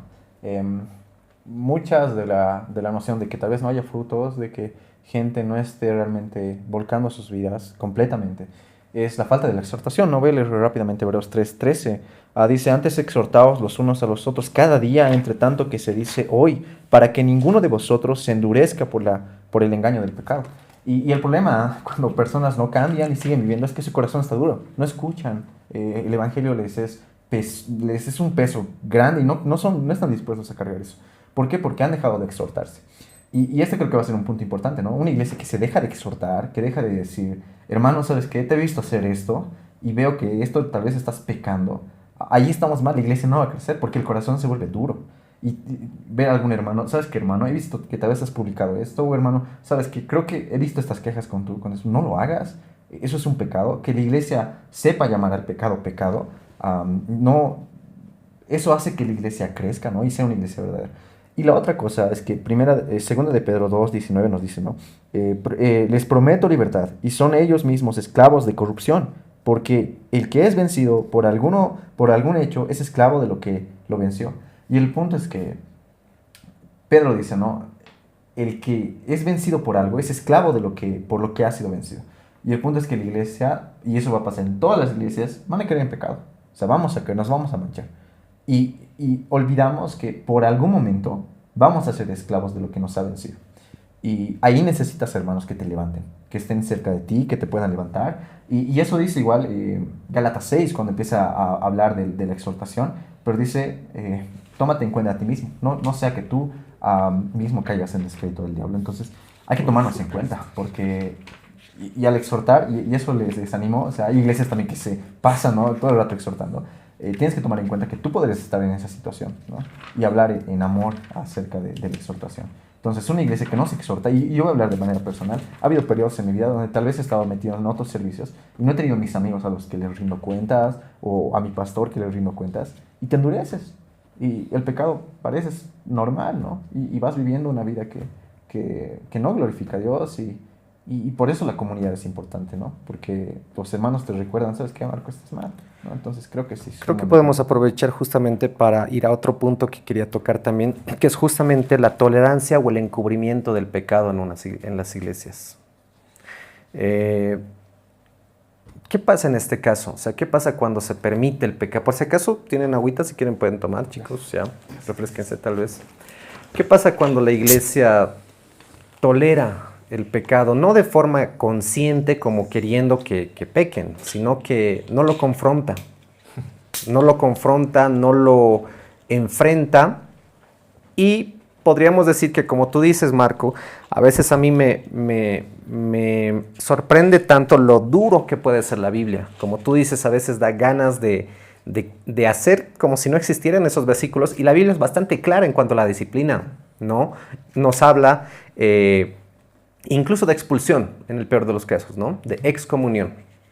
Yo personalmente, hablando también desde mi experiencia, en las iglesias que he podido visitar, estar en algunas otras, no conozco ninguna que haya expulsado a algún hermano por pecado. No conozco. De hecho, más bien, desde mi experiencia, conozco muchos líderes, pastores que más bien han encubierto pecados de hermanos. Entonces, ¿este es un punto relevante o estoy siendo muy extremista? ¿Es un punto relevante que podríamos catalogarlo como una señal de peligro en la iglesia? Yo creo que sí. Yo creo que totalmente sí. Una iglesia no puede estar hablando... no sé si ustedes saben de Ligonier Ministries, del ministerio de R.C. Sproul, ¿no? O sea, R.C. Sproul, que es un pastor presbiteriano, maestro, tiene su canal, suben sus prédicas y sus series de enseñanzas. Yo he sido grandemente bendecido por su vida, pero en el ministerio ha pasado a algo similar, digamos. Se han cubierto ciertos tipos de abusos al expresidente, creo que era del ministerio de enseñanza que tiene Ligonier. Y estas semanas, la anterior semana ha sido como, todos estaban hablando de ese tema, porque la iglesia lo ha encubierto. Incluso en iglesias que dices, wow, o sea, esa iglesia tiene sana doctrina, está bien metida, pero a veces los líderes juegan chueco. Y el punto es, para mí me parece muy relevante, ¿no?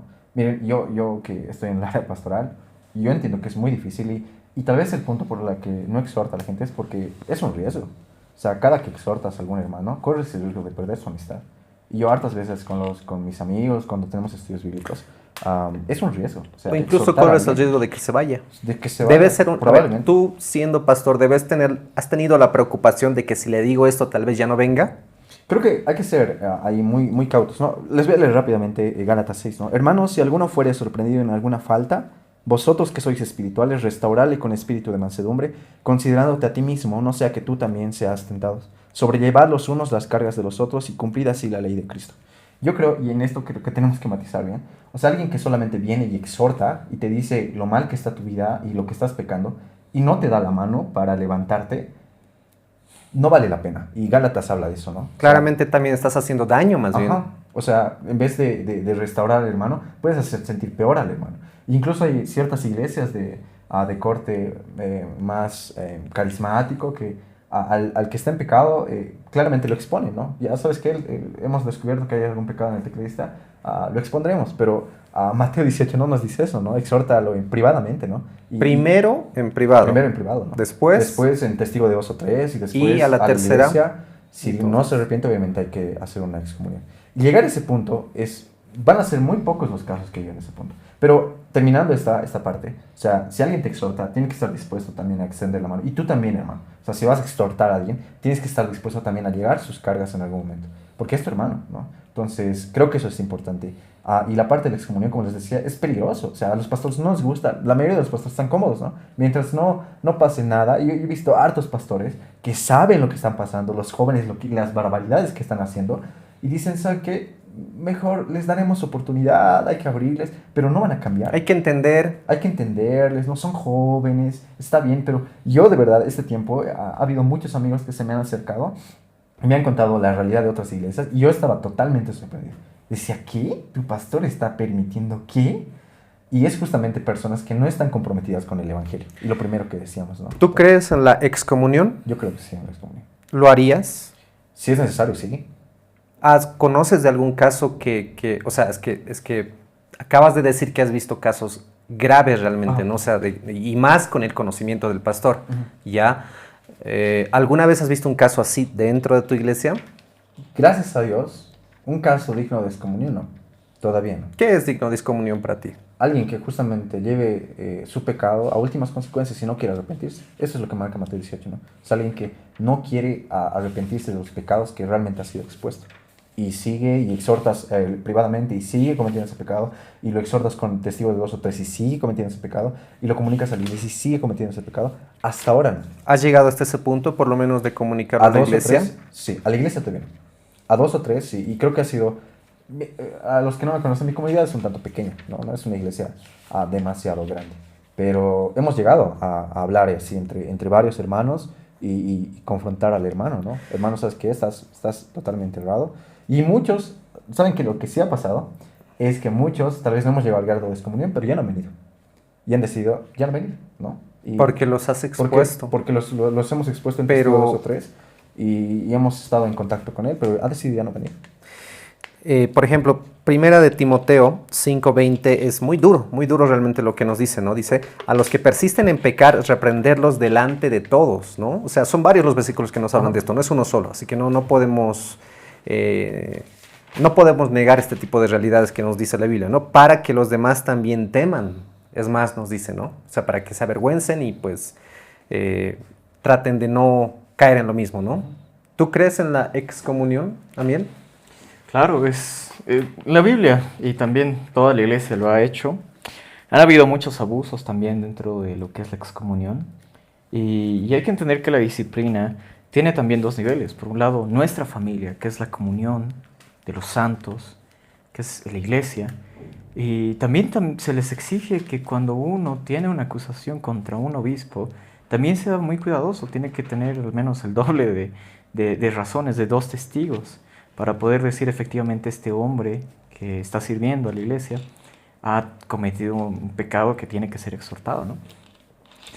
Y eso pone una situación importante a la iglesia, porque por un lado, sí, efectivamente, tenemos que tener ese cuidado de evitar que el pecado se divulgue, sobre todo para que no hablen mal de la iglesia, para que los que afuera no hablen mal de nuestras iglesias.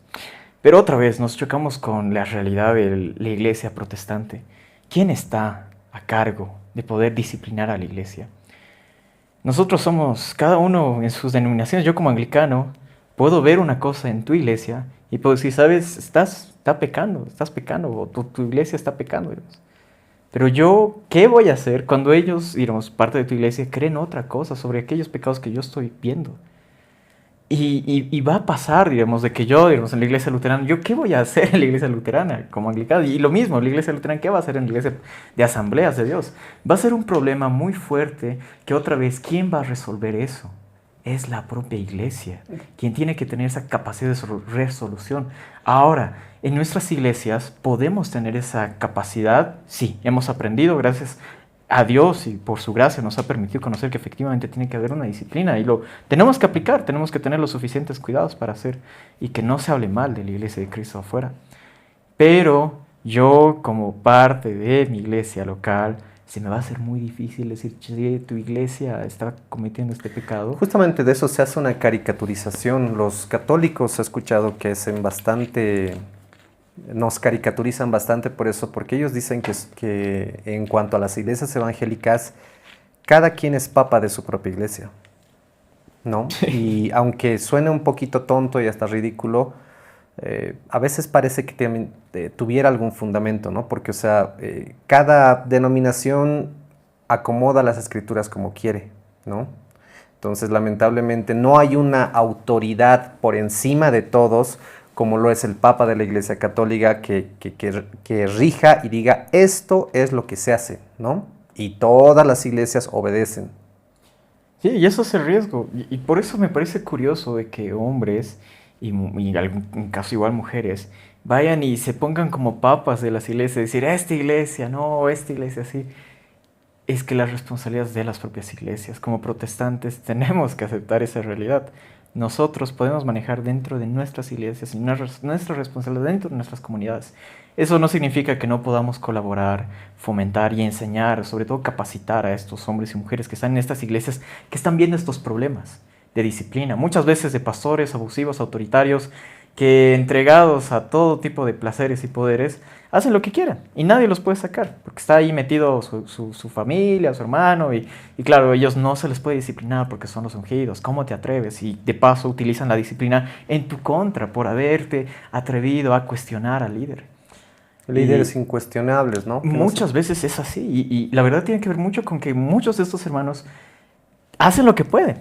Hacen lo que pueden y hay que ser honestos. Pero y haciendo un hincapié en eso, ¿no ven un problema ustedes en eso? En el tema de las iglesias evangélicas, que hoy en día cualquiera puede abrir su propia iglesia.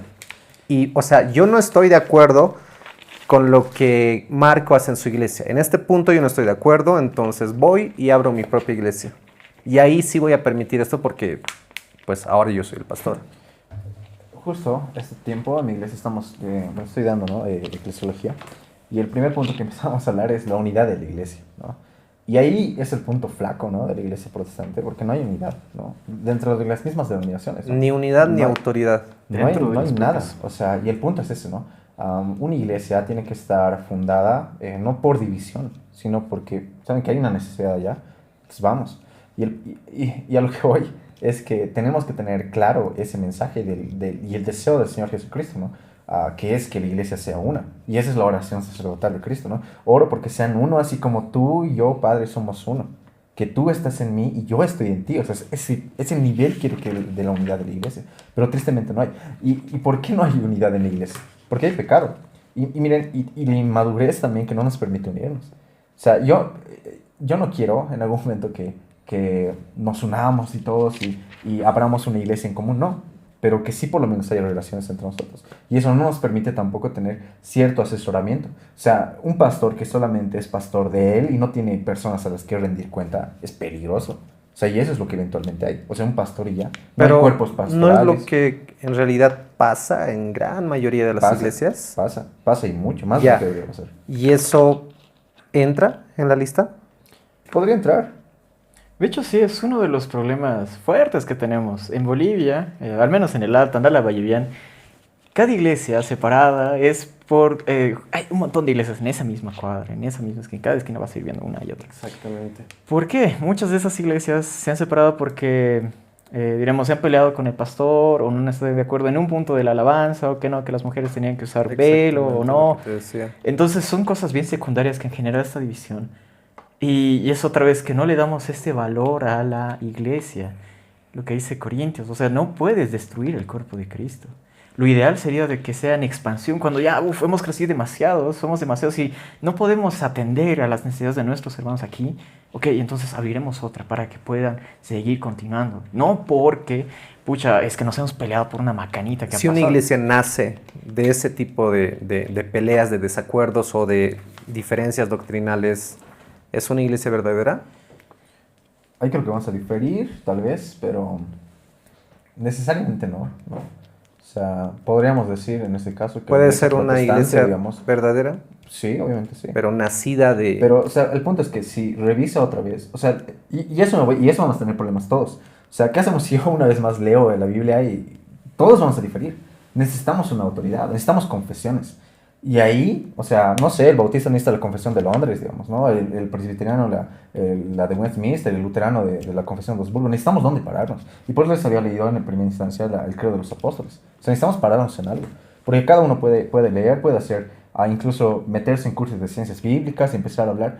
Todos pueden hacer eso y vamos a diferir siempre. Necesitamos autoridad. Y el Señor, eso sí nos ha dejado maestros y el Señor promete dejar maestros. Entonces, no, el problema del cristianismo hoy en día es que se ha olvidado de la historia. O sea, se ha olvidado de sus maestros de la historia. Se ha olvidado de los padres de la iglesia, que es algo que constantemente yo he estado abogando todo este tiempo y he publicado y he hecho videos, he hecho webinars para algunas universidades de hablar de eso, porque nos hemos olvidado de los padres de la iglesia, nos hemos olvidado de nuestros reformadores, nos hemos olvidado de Lutero, de Wesley, nos hemos olvidado de todos ellos. Y el punto es ese, o sea, si te paras tú solito creyente el crack y empezar a interpretar la Biblia, obviamente vas a tener otra interpretación distinta. Necesitamos maestros. Y a eso me voy. O sea, yo podría a leer mi Biblia y hacer un estudio por mi cuenta, pero tengo que revisar los métodos de la historia. Por lo menos el credo de los apóstoles, tengo que revisarlo. Entonces, ese es el punto. Vamos a seguir dividiendo, ¿no? Si no tenemos puntos confesionales. Y ahí no me voy. Yo por eso avalo a la confesionalidad, ¿no? O sea, porque así vamos a seguir dividiéndonos toda la vida. Si no nos abrazamos a una confesión de fe, vamos a seguir así. Y tristemente es así. O sea, mucho van a hablar de la fidelidad. Yo soy sana doctrina. Pero ¿qué tan sana doctrina eres? Según qué eres sana doctrina. Y en un mundo ideal que no existe ahorita, ¿ustedes creerían que también deberíamos tener una autoridad por encima de todos como una suerte de papa? Dejaríamos de ser protestantes si llegamos a tener un papa. O sea, a lo que voy... O sea, ¿Ven el valor de la autoridad máxima de la Iglesia Católica? O sea, ¿ven el valor que también eso le da a la Iglesia? ¿O simplemente, o sea, no sirve para nada? Y de hecho, no... Yo creo que, o sea, bien o mal, más mal que bien, obviamente, pero el Papa, miren la Iglesia Católica. No hay mucha disensión entre división, obviamente no hay escuelas, y hay los agustinos, todas las escuelas que hay dentro del catolicismo, hay obviamente, pero siguen unidos bien o mal. Nosotros, mira. Entonces, ¿ves un valor? Veo un valor, hay un valor, pero hay un riesgo grande que yo no estoy dispuesto a tomar tampoco. ¿Cuál? Hay hartos valores, ¿no? Hay hartas razones para yo negar el papado, ¿no? Pero uno de ellos va a ser que el papado va a generar una cierta... suplantar a Cristo en muchos aspectos, ¿no? Incluso eso es el papado, ¿no? El representante de Cristo, el vicario de Cristo en la tierra. Claro, pero si le quitas eso y simplemente lo ves como una autoridad que regula, o sea, que ha sido pues elegida por la preparación, por su experiencia, por toda la sabiduría que ha podido tener. No hay fundamento bíblico. O sea, no hay fundamento bíblico. Y aparte de eso, el punto es que yo no estoy apelando a una autoridad como por encima de las escrituras. El protestantismo ha hecho lo contrario. O sea, no ha negado la autoridad y la tradición, pero ha dicho, o sea, la Biblia es todo. O sea, necesitamos todo la Biblia. Pero las confesiones nos ayudan para tener un norte, para ver en qué creemos. Y eso creo que hacemos todos en nuestras disciplinas. Y no sé por qué no lo hacemos con el cristianismo. O sea, todos en nuestras áreas de ingeniería, de derecho, tenemos una tradición por la cual nos paramos y ejercemos nuestros oficios. Y en la teología, en la Biblia, hay que hacer lo mismo. O sea, tenemos que no solamente mirar y yo pararme aquí en el 2000 y olvidarme de 2000 años de tradición, por lo menos en qué herejías han caído, y tener cuidado de eso. Necesito eso. Entonces, obviamente hay muchos problemas porque el papado es literalmente antibíblico, va a ser una formulación de una necesidad de las comunidades. Y antes de eso había pentarquías, ¿no? Muchos de eso saben, ¿no? O sea, no solamente era Roma, era Constantinopla, Antioquía, Jerusalén. Entonces era una diversidad, ¿no? Pero el punto es que es antibíblico y al final, o sea, nosotros como protestantes velamos como la Biblia, como nuestra máxima autoridad, pero no nuestra única autoridad. O sea, tenemos también las confesiones, ¿no? Y eso nos ayuda, como les digo, en el marco de la unidad. Tener maestros que realmente se han metido en las escrituras, tienen más capacidad en algunas cosas que nosotros, y personas que no tienen tanta capacidad, pero han sido inspirados por el Espíritu Santo, como muchos de los padres lo han sido. Entonces, creo que es eso. Creo que tener un equilibrio. Obviamente no nos vamos a ir al lado del catolicismo, pero sí reconocer que la tradición tiene algún tipo de importancia y las iglesias se han olvidado de eso. Y creo que estamos volviendo en un periodo donde muchos estamos volviendo a eso. Personas, pastores que se están importando por la tradición de la iglesia, ¿no? De la iglesia evangélica. Entonces, creo que es necesario. Si queremos abogar a algún tipo y frenar la separación, tenemos que tener alguna confesión y abrazarla mínimamente, creo yo. Y hay muchas honestas. O sea, yo veo la confesión bautista, es honesta. La confesión de Westminster es honesta. Pero yo he visto más coherencia en la de Augsburgo, digamos, ¿no? Y me planto ahí, ¿no? Porque está acorde a lo que yo he visto en mi experiencia, ¿no? Como la iglesia verdadera. Pasemos al siguiente punto, ¿les parece? Adelante, adelante. ¿Tienes otro punto? Sí, creo que el último, que es la persecución, ¿no? Y es algo que creo que hemos olvidado este tiempo. Lutero hablaba de 7 puntos de la verdadera iglesia, no, estaríamos toda la noche, pero uno de los puntos que a mí me llamó la atención es la persecución.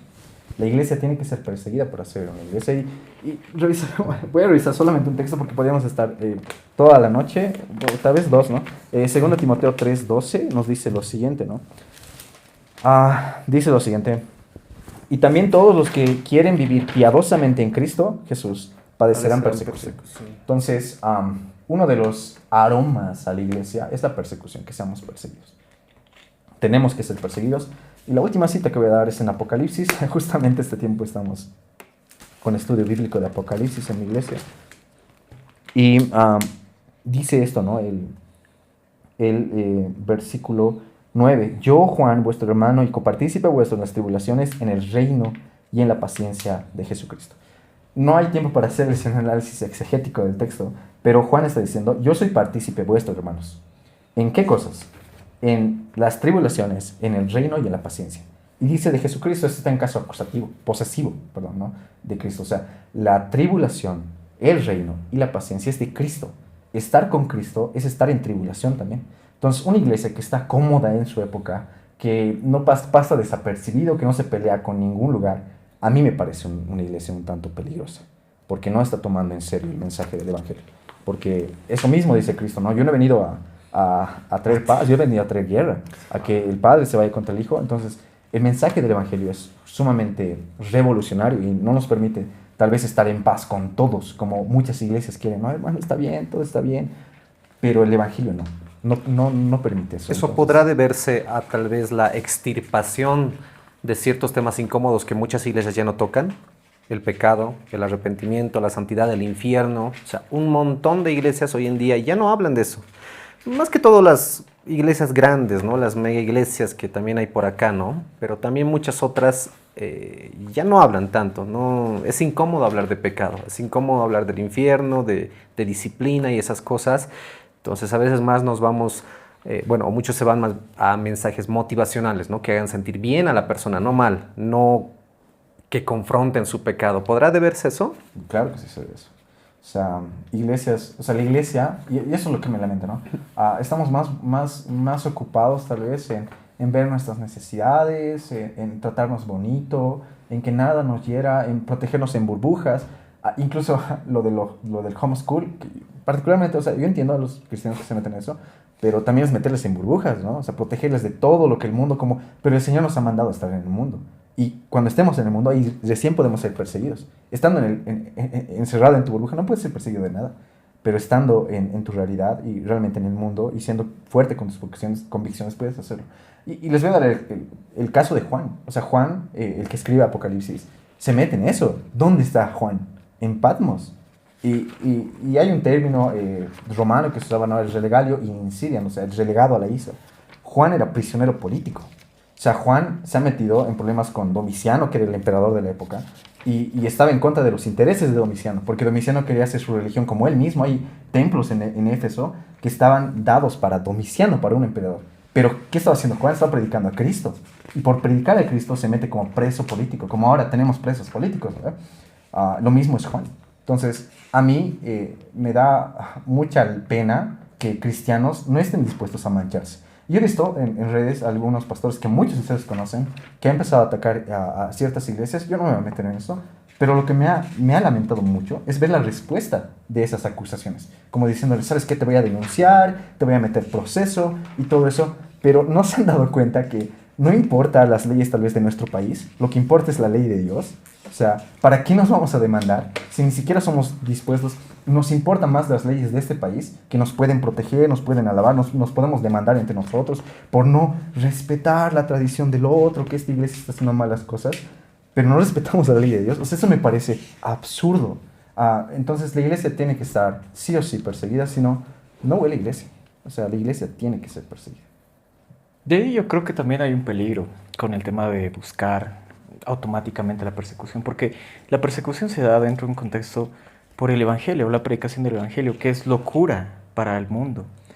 Pero cuando confundimos el Evangelio en cuestiones personales, y aquí voy a criticar un poquito sobre el tema de las confesiones, porque cuando hablábamos del criterio de ortodoxia, yo decía, este criterio nos ayuda a poder decir qué iglesias están dentro de nuestra comunidad, es decir, efectivamente estos son nuestros hermanos. Pero las confesiones de fe, lo que muchas veces hacen, recuerden, las confesiones de fe no han sido escritas en el siglo XXI, en Bolivia, en La Paz, con toda la dinámica histórica que ahora vivimos. Ha sido escrita en el siglo XV y no solamente, un montón de confesiones que había en ese tiempo. eso lo extrapolamos y lo traemos a nuestra realidad actual y hacemos locuras, un chenco de imposiciones ideológicas. Y yo veo que lo bueno de estas confesiones que tienen parte del criterio ortodoxo, la confesión del credo apostólico, algunas confesiones ecuménicas, pero tienen imposiciones doctrinales que generan esta disputa innecesaria a veces de la iglesia. ¿Qué es lo que he estado advirtiendo? El cuerpo de Cristo no se puede dividir. Hay una advertencia fuerte contra la ruptura, contra el cisma del cuerpo de Cristo, porque es esta comunión de los santos es esencialmente, es lo más importante que ha dejado Cristo aquí en la tierra. No ha dejado bienestar, no ha dejado prosperidad. Él ha dejado a la iglesia aquí para que seamos voces proféticas en el momento en el que nos estamos leyendo, ¿no? Y ahora en redes sociales hay una tendencia horrible del algoritmo, donde nos volvemos esclavos del algoritmo. Eso no significa, y de hecho es muy bueno, yo creo que las redes sociales son muy buenas, pero que es necesario ser polémicos, generar discordia, generar emociones, disputas, todo para poder llamar la atención y decir, ok, efectivamente, este señor se está haciendo conocer, esta señora se está haciendo conocer. Y claro, eso sigue siendo lo mismo que el mundo sigue hablando mal del cristianismo, porque no somos capaces de poder lidiar internamente de forma, digamos, mucho más coherente con la realidad, porque no somos papas, no somos el papa de otra iglesia. ¿Cómo cierta iglesia, y eso va a ser el último de los planteamientos que voy a hacer, cómo la iglesia va a poder abordar estos temas? Tiene que comenzar a cambiar internamente, pero es la iglesia internamente. ¿Qué es nuestro deber como hermanos en esa iglesia invisible que participamos, que coparticipamos con ellos, que también son nuestra familia? Es ayudar y darles herramientas para que ellos puedan capacitarse, porque eventualmente el tiempo va a desplazar a estos falsos maestros que están aquí ocupando espacios que eran necesarios para hombres y personas que realmente amen a Dios. Pero la situación nos ha dado eso. El tiempo tiene que hacer que los jóvenes que ahora se están preparando, que están viendo y están capacitándose, puedan ayudar a estas iglesias. Pero si yo me paro como papa a decir, no, es que usted es un sonso, que no le sabes que tiene que haber predicación expositiva en tu iglesia y le vas imponiendo reglitas de tu tradición a otra iglesia, generas justamente lo que Pablo está advirtiendo, que es la ruptura. Eso. En síntesis, ¿no estás de acuerdo con...? Yo estoy de acuerdo con que tiene que ser una voz profética, porque el cristianismo no está casado con los poderes temporales y nunca lo ha estado casado. Y cuando se casa con los poderes temporales es terrible para la iglesia, porque deja de ser esa voz profética y tiene que levantarse otra ahí detrás. De hecho, el protestantismo ha sido eso, desde el siglo IV con el imperio. Sí, yo te pregunto, o sea, la cultura en la que vivimos y la realidad en la que vivimos, ¿está a favor del evangelio o no lo está? Nunca lo ha estado, es una locura. Por eso, el evangelio nunca lo ha estado. O sea, el mundo nunca va a estar acorde a la iglesia. Entonces, tenemos que ser necesariamente perseguidos. Entonces, ese es el punto. O sea, podemos revolear en muchas cosas y en muchas realidades, pero ese es el punto. O sea, siempre el mundo va a estar en contra del evangelio. Por lo menos en la contra pura del evangelio. Porque va a haber algún tipo de evangelio cultural que nos vamos a meter. Pero ese no es el evangelio real, ¿no? Entonces, siempre va a pasar esto. Siempre, absolutamente claro. Siempre.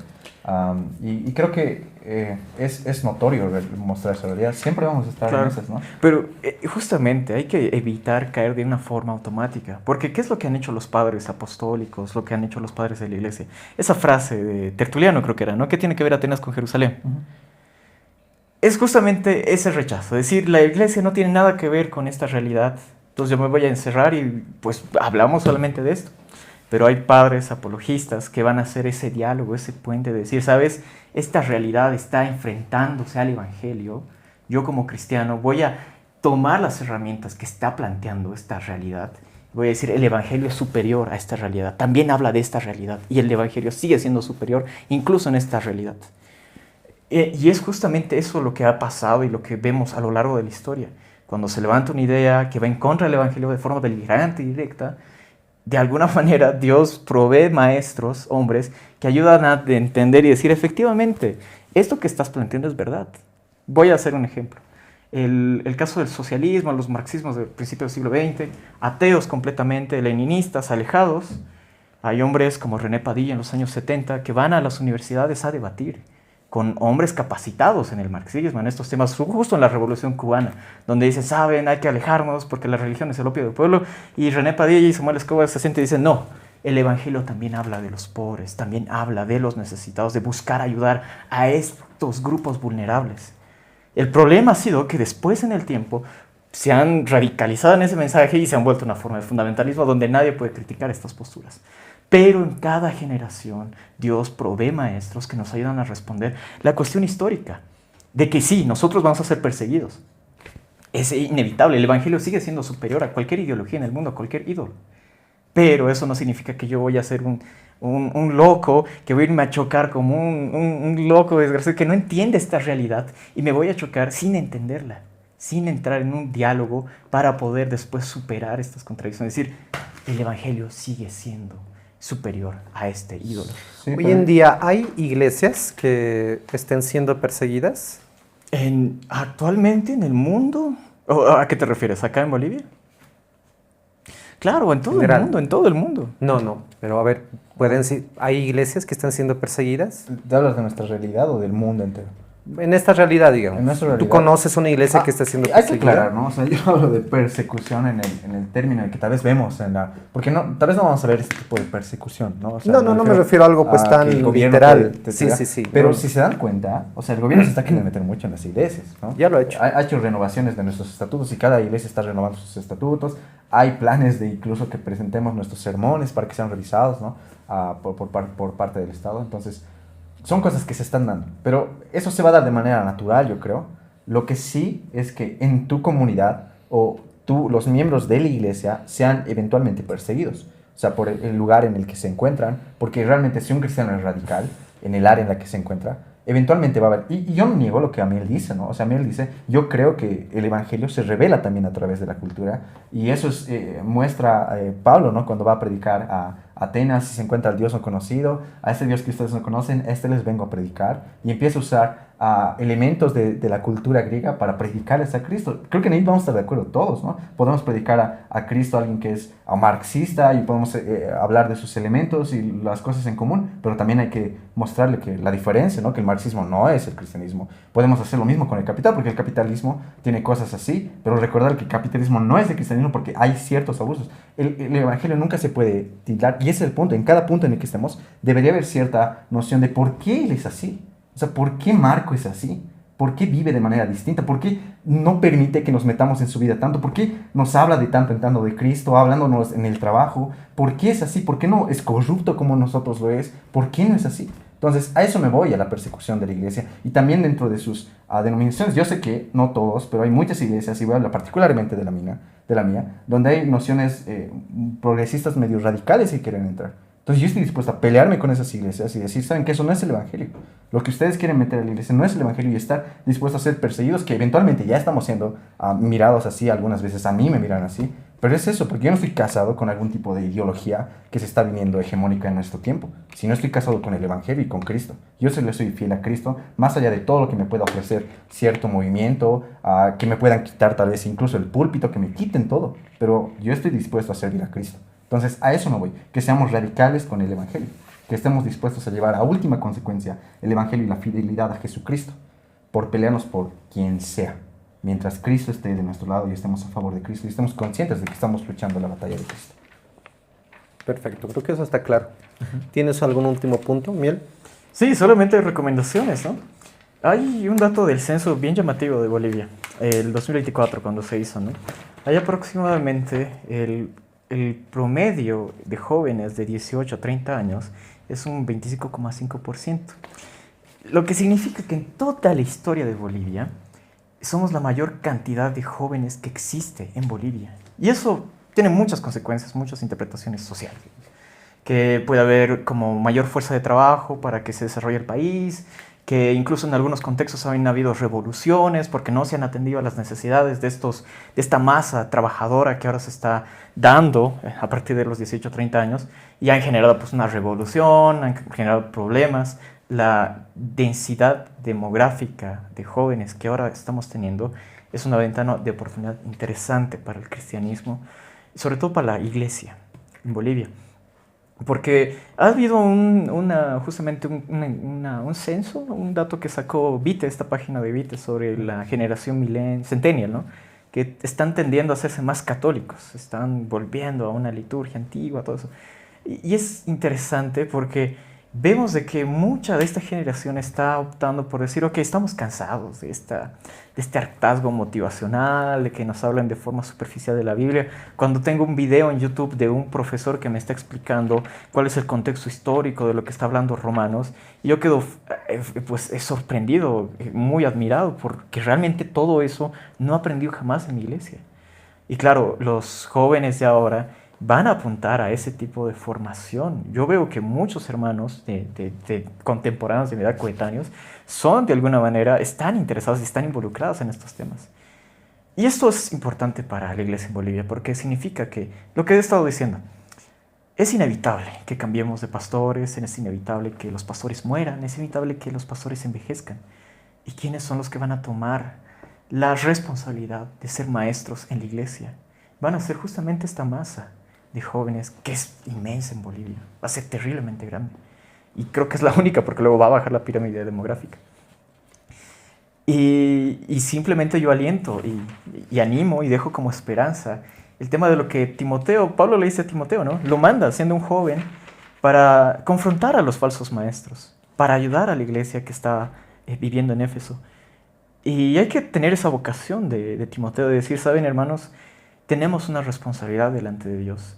Tenemos las herramientas que Dios nos ha dado, ha dispuesto en nuestro tiempo. Tenemos mejores recursos teológicos, mejores capacitaciones. Pero no nos quedemos en eso. No nos quedemos en youtubers, en libros divulgativos. Comencemos a formarnos seriamente, como quisiéramos que nuestros maestros nos hubiera encantado que nos enseñen. Que seamos los maestros para la siguiente generación y vamos a tener nuestras propias contradicciones, nuestros propios conflictos en un futuro. Sabrá Dios contra qué estaremos peleando nosotros. Pero es la esperanza que ahora nos da este momento histórico que estamos viviendo. Yo animo a las iglesias, hermanos, jóvenes que están en sus iglesias y saben que tal vez alguno de los elementos que hemos tocado, hay peligros dentro de sus iglesias, puede que el pastorado, los líderes estén terriblemente entregados a sus pasiones, son autoritarios, que muchas iglesias no confronten el pecado o que estén en su comodidad. Ahora es responsabilidad de ustedes, próximos maestros y maestras de la iglesia, tomar la posta. Eso quiero mencionar. Como último punto, no vamos a tocar algo, sino yo quisiera que ustedes me puedan ayudar a aclarar cuál es el punto, cuál es el objetivo de este tipo de charlas que yo, Dios mediante me permita, quiero hacer. Porque muchos lamentablemente, pues que se sienten aludidos, atacados por este tipo de charlas, simplemente nos ven como jueces. Están juzgando, están criticando, ¿no? ¿Quiénes son ustedes para juzgar, ¿no? Y etcétera. El objetivo no es en ningún momento atacar a la persona o decirle tú eres un pecador y te vas a ir al infierno, ¿no? Si sigues así, arrepiéntete. Sino, como decía Marco, si bien nuestra función es confrontar, la Biblia nos ordena confrontar el pecado o las malas prácticas que se pueden estar haciendo dentro de una iglesia, también brindarles la mano. Entonces, yo quisiera que ustedes me ayuden que le puedan decir a la audiencia cuál es el objetivo, porque nuestro objetivo no es condenar a las personas, no es atacarlas, sino más bien es que realmente podamos todos entender que si realmente amamos a Dios, amamos a la Biblia, entonces tenemos la labor de poder escudriñar a profundidad la Biblia para saber si mi iglesia está siguiendo esos parámetros, para saber si mi iglesia está cumpliendo con todo lo que la Biblia dice que cumple, si está predicando de forma correcta, si está aplicando la disciplina de forma correcta, si está hablando del pecado, si está predicando de Cristo y sus atributos, ¿no? Entonces, ¿cuál es nuestro objetivo con todo esto? Yo espero que sea el de todos, creo que es el amor, ¿no? O sea, hay una frase de Lewis, ¿no? De C.S. Lewis, que decía, el amor es lo suficientemente compasivo como para amar los errores del otro, pero no tolera tampoco los errores.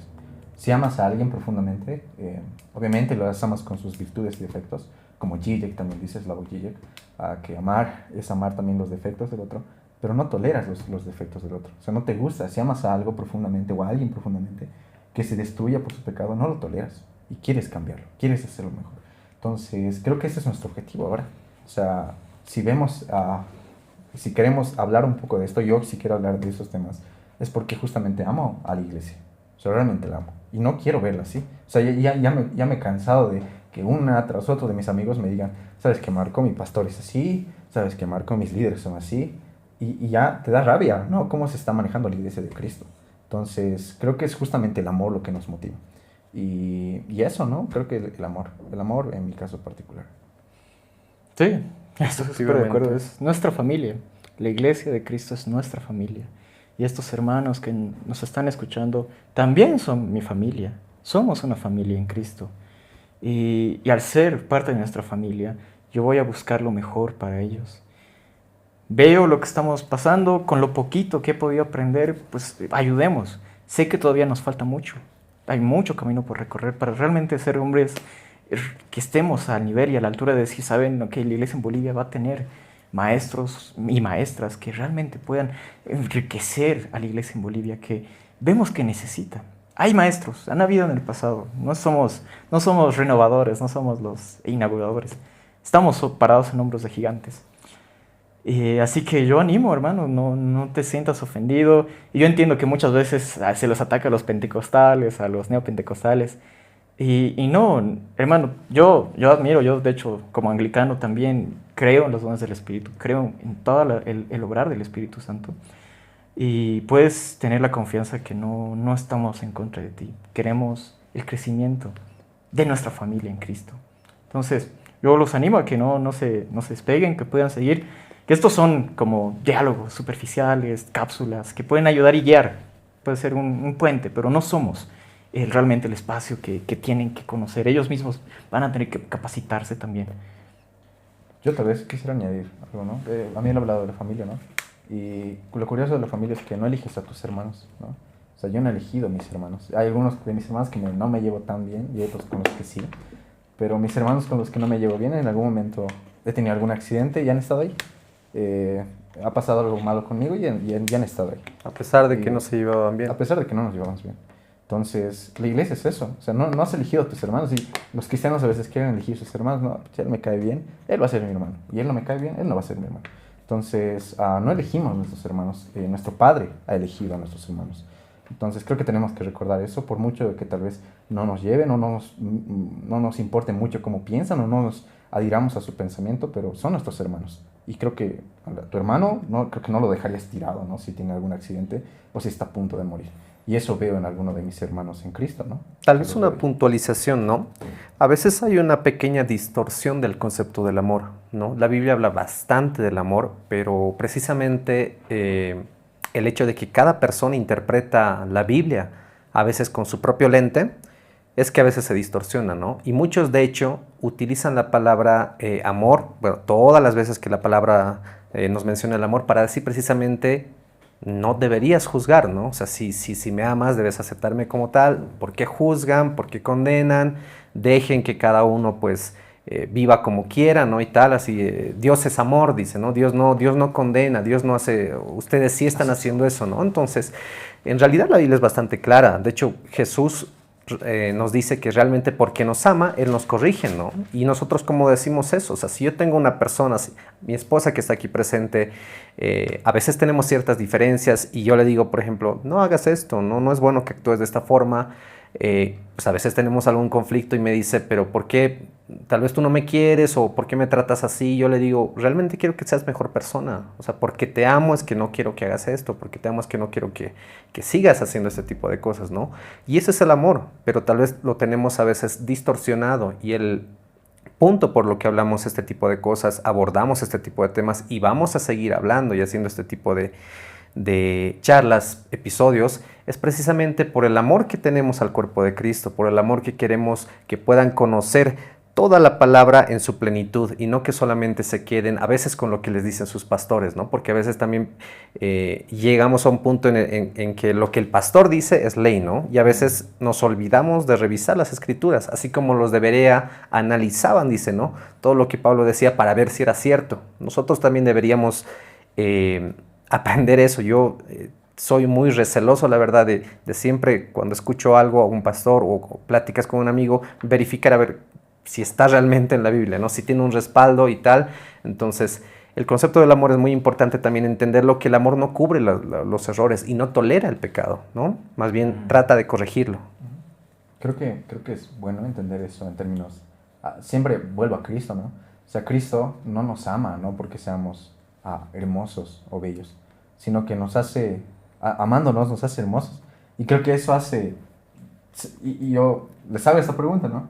O sea, las personas que están cerca de ustedes, que supuestamente dicen ustedes que son más bellas a causa del amor que les tienen, o sea, les han hecho mejores, porque eso hace el amor. O sea, el amor realmente perfecciona, se hace, pule a la otra persona, ¿no? Y creo que se ve más vivido en el tierra con un matrimonio, ¿no? O sea, un varón que ama a su esposa no dice, pucha, sabe que mi esposa parece que está mal espiritualmente, yo la amo mucho y no voy a hacer nada, ¿no? Un varón hace y dice, ¿sabes qué, amor? ¿Estás mal? Volveremos a Cristo, y le empieza a incentivar espiritualmente. Vas a hacer todo, de hecho, porque esa persona pueda volver. Sí, la haces más hermosa, ¿no? Y eso ha hecho Cristo con nosotros. Entonces, creo que ese es nuestro afán, ¿no? De que la iglesia sea más hermosa, ¿no? Hemos visto un poquito, no hemos visto todo, nosotros somos igual como que ciegos andando todavía en tinieblas, pero hemos visto algo, yo he visto cosas, ¿no? Y el Señor me ha dado gracia para entenderle, y creo que es bueno comunicarlas, ¿no? Entonces, es mi anhelo, ¿no? Que la iglesia sea más hermosa amándola. Perfecto, chicos. Bueno, ha sido una linda charla. Muchas gracias por estar presentes. Hasta un próximo episodio.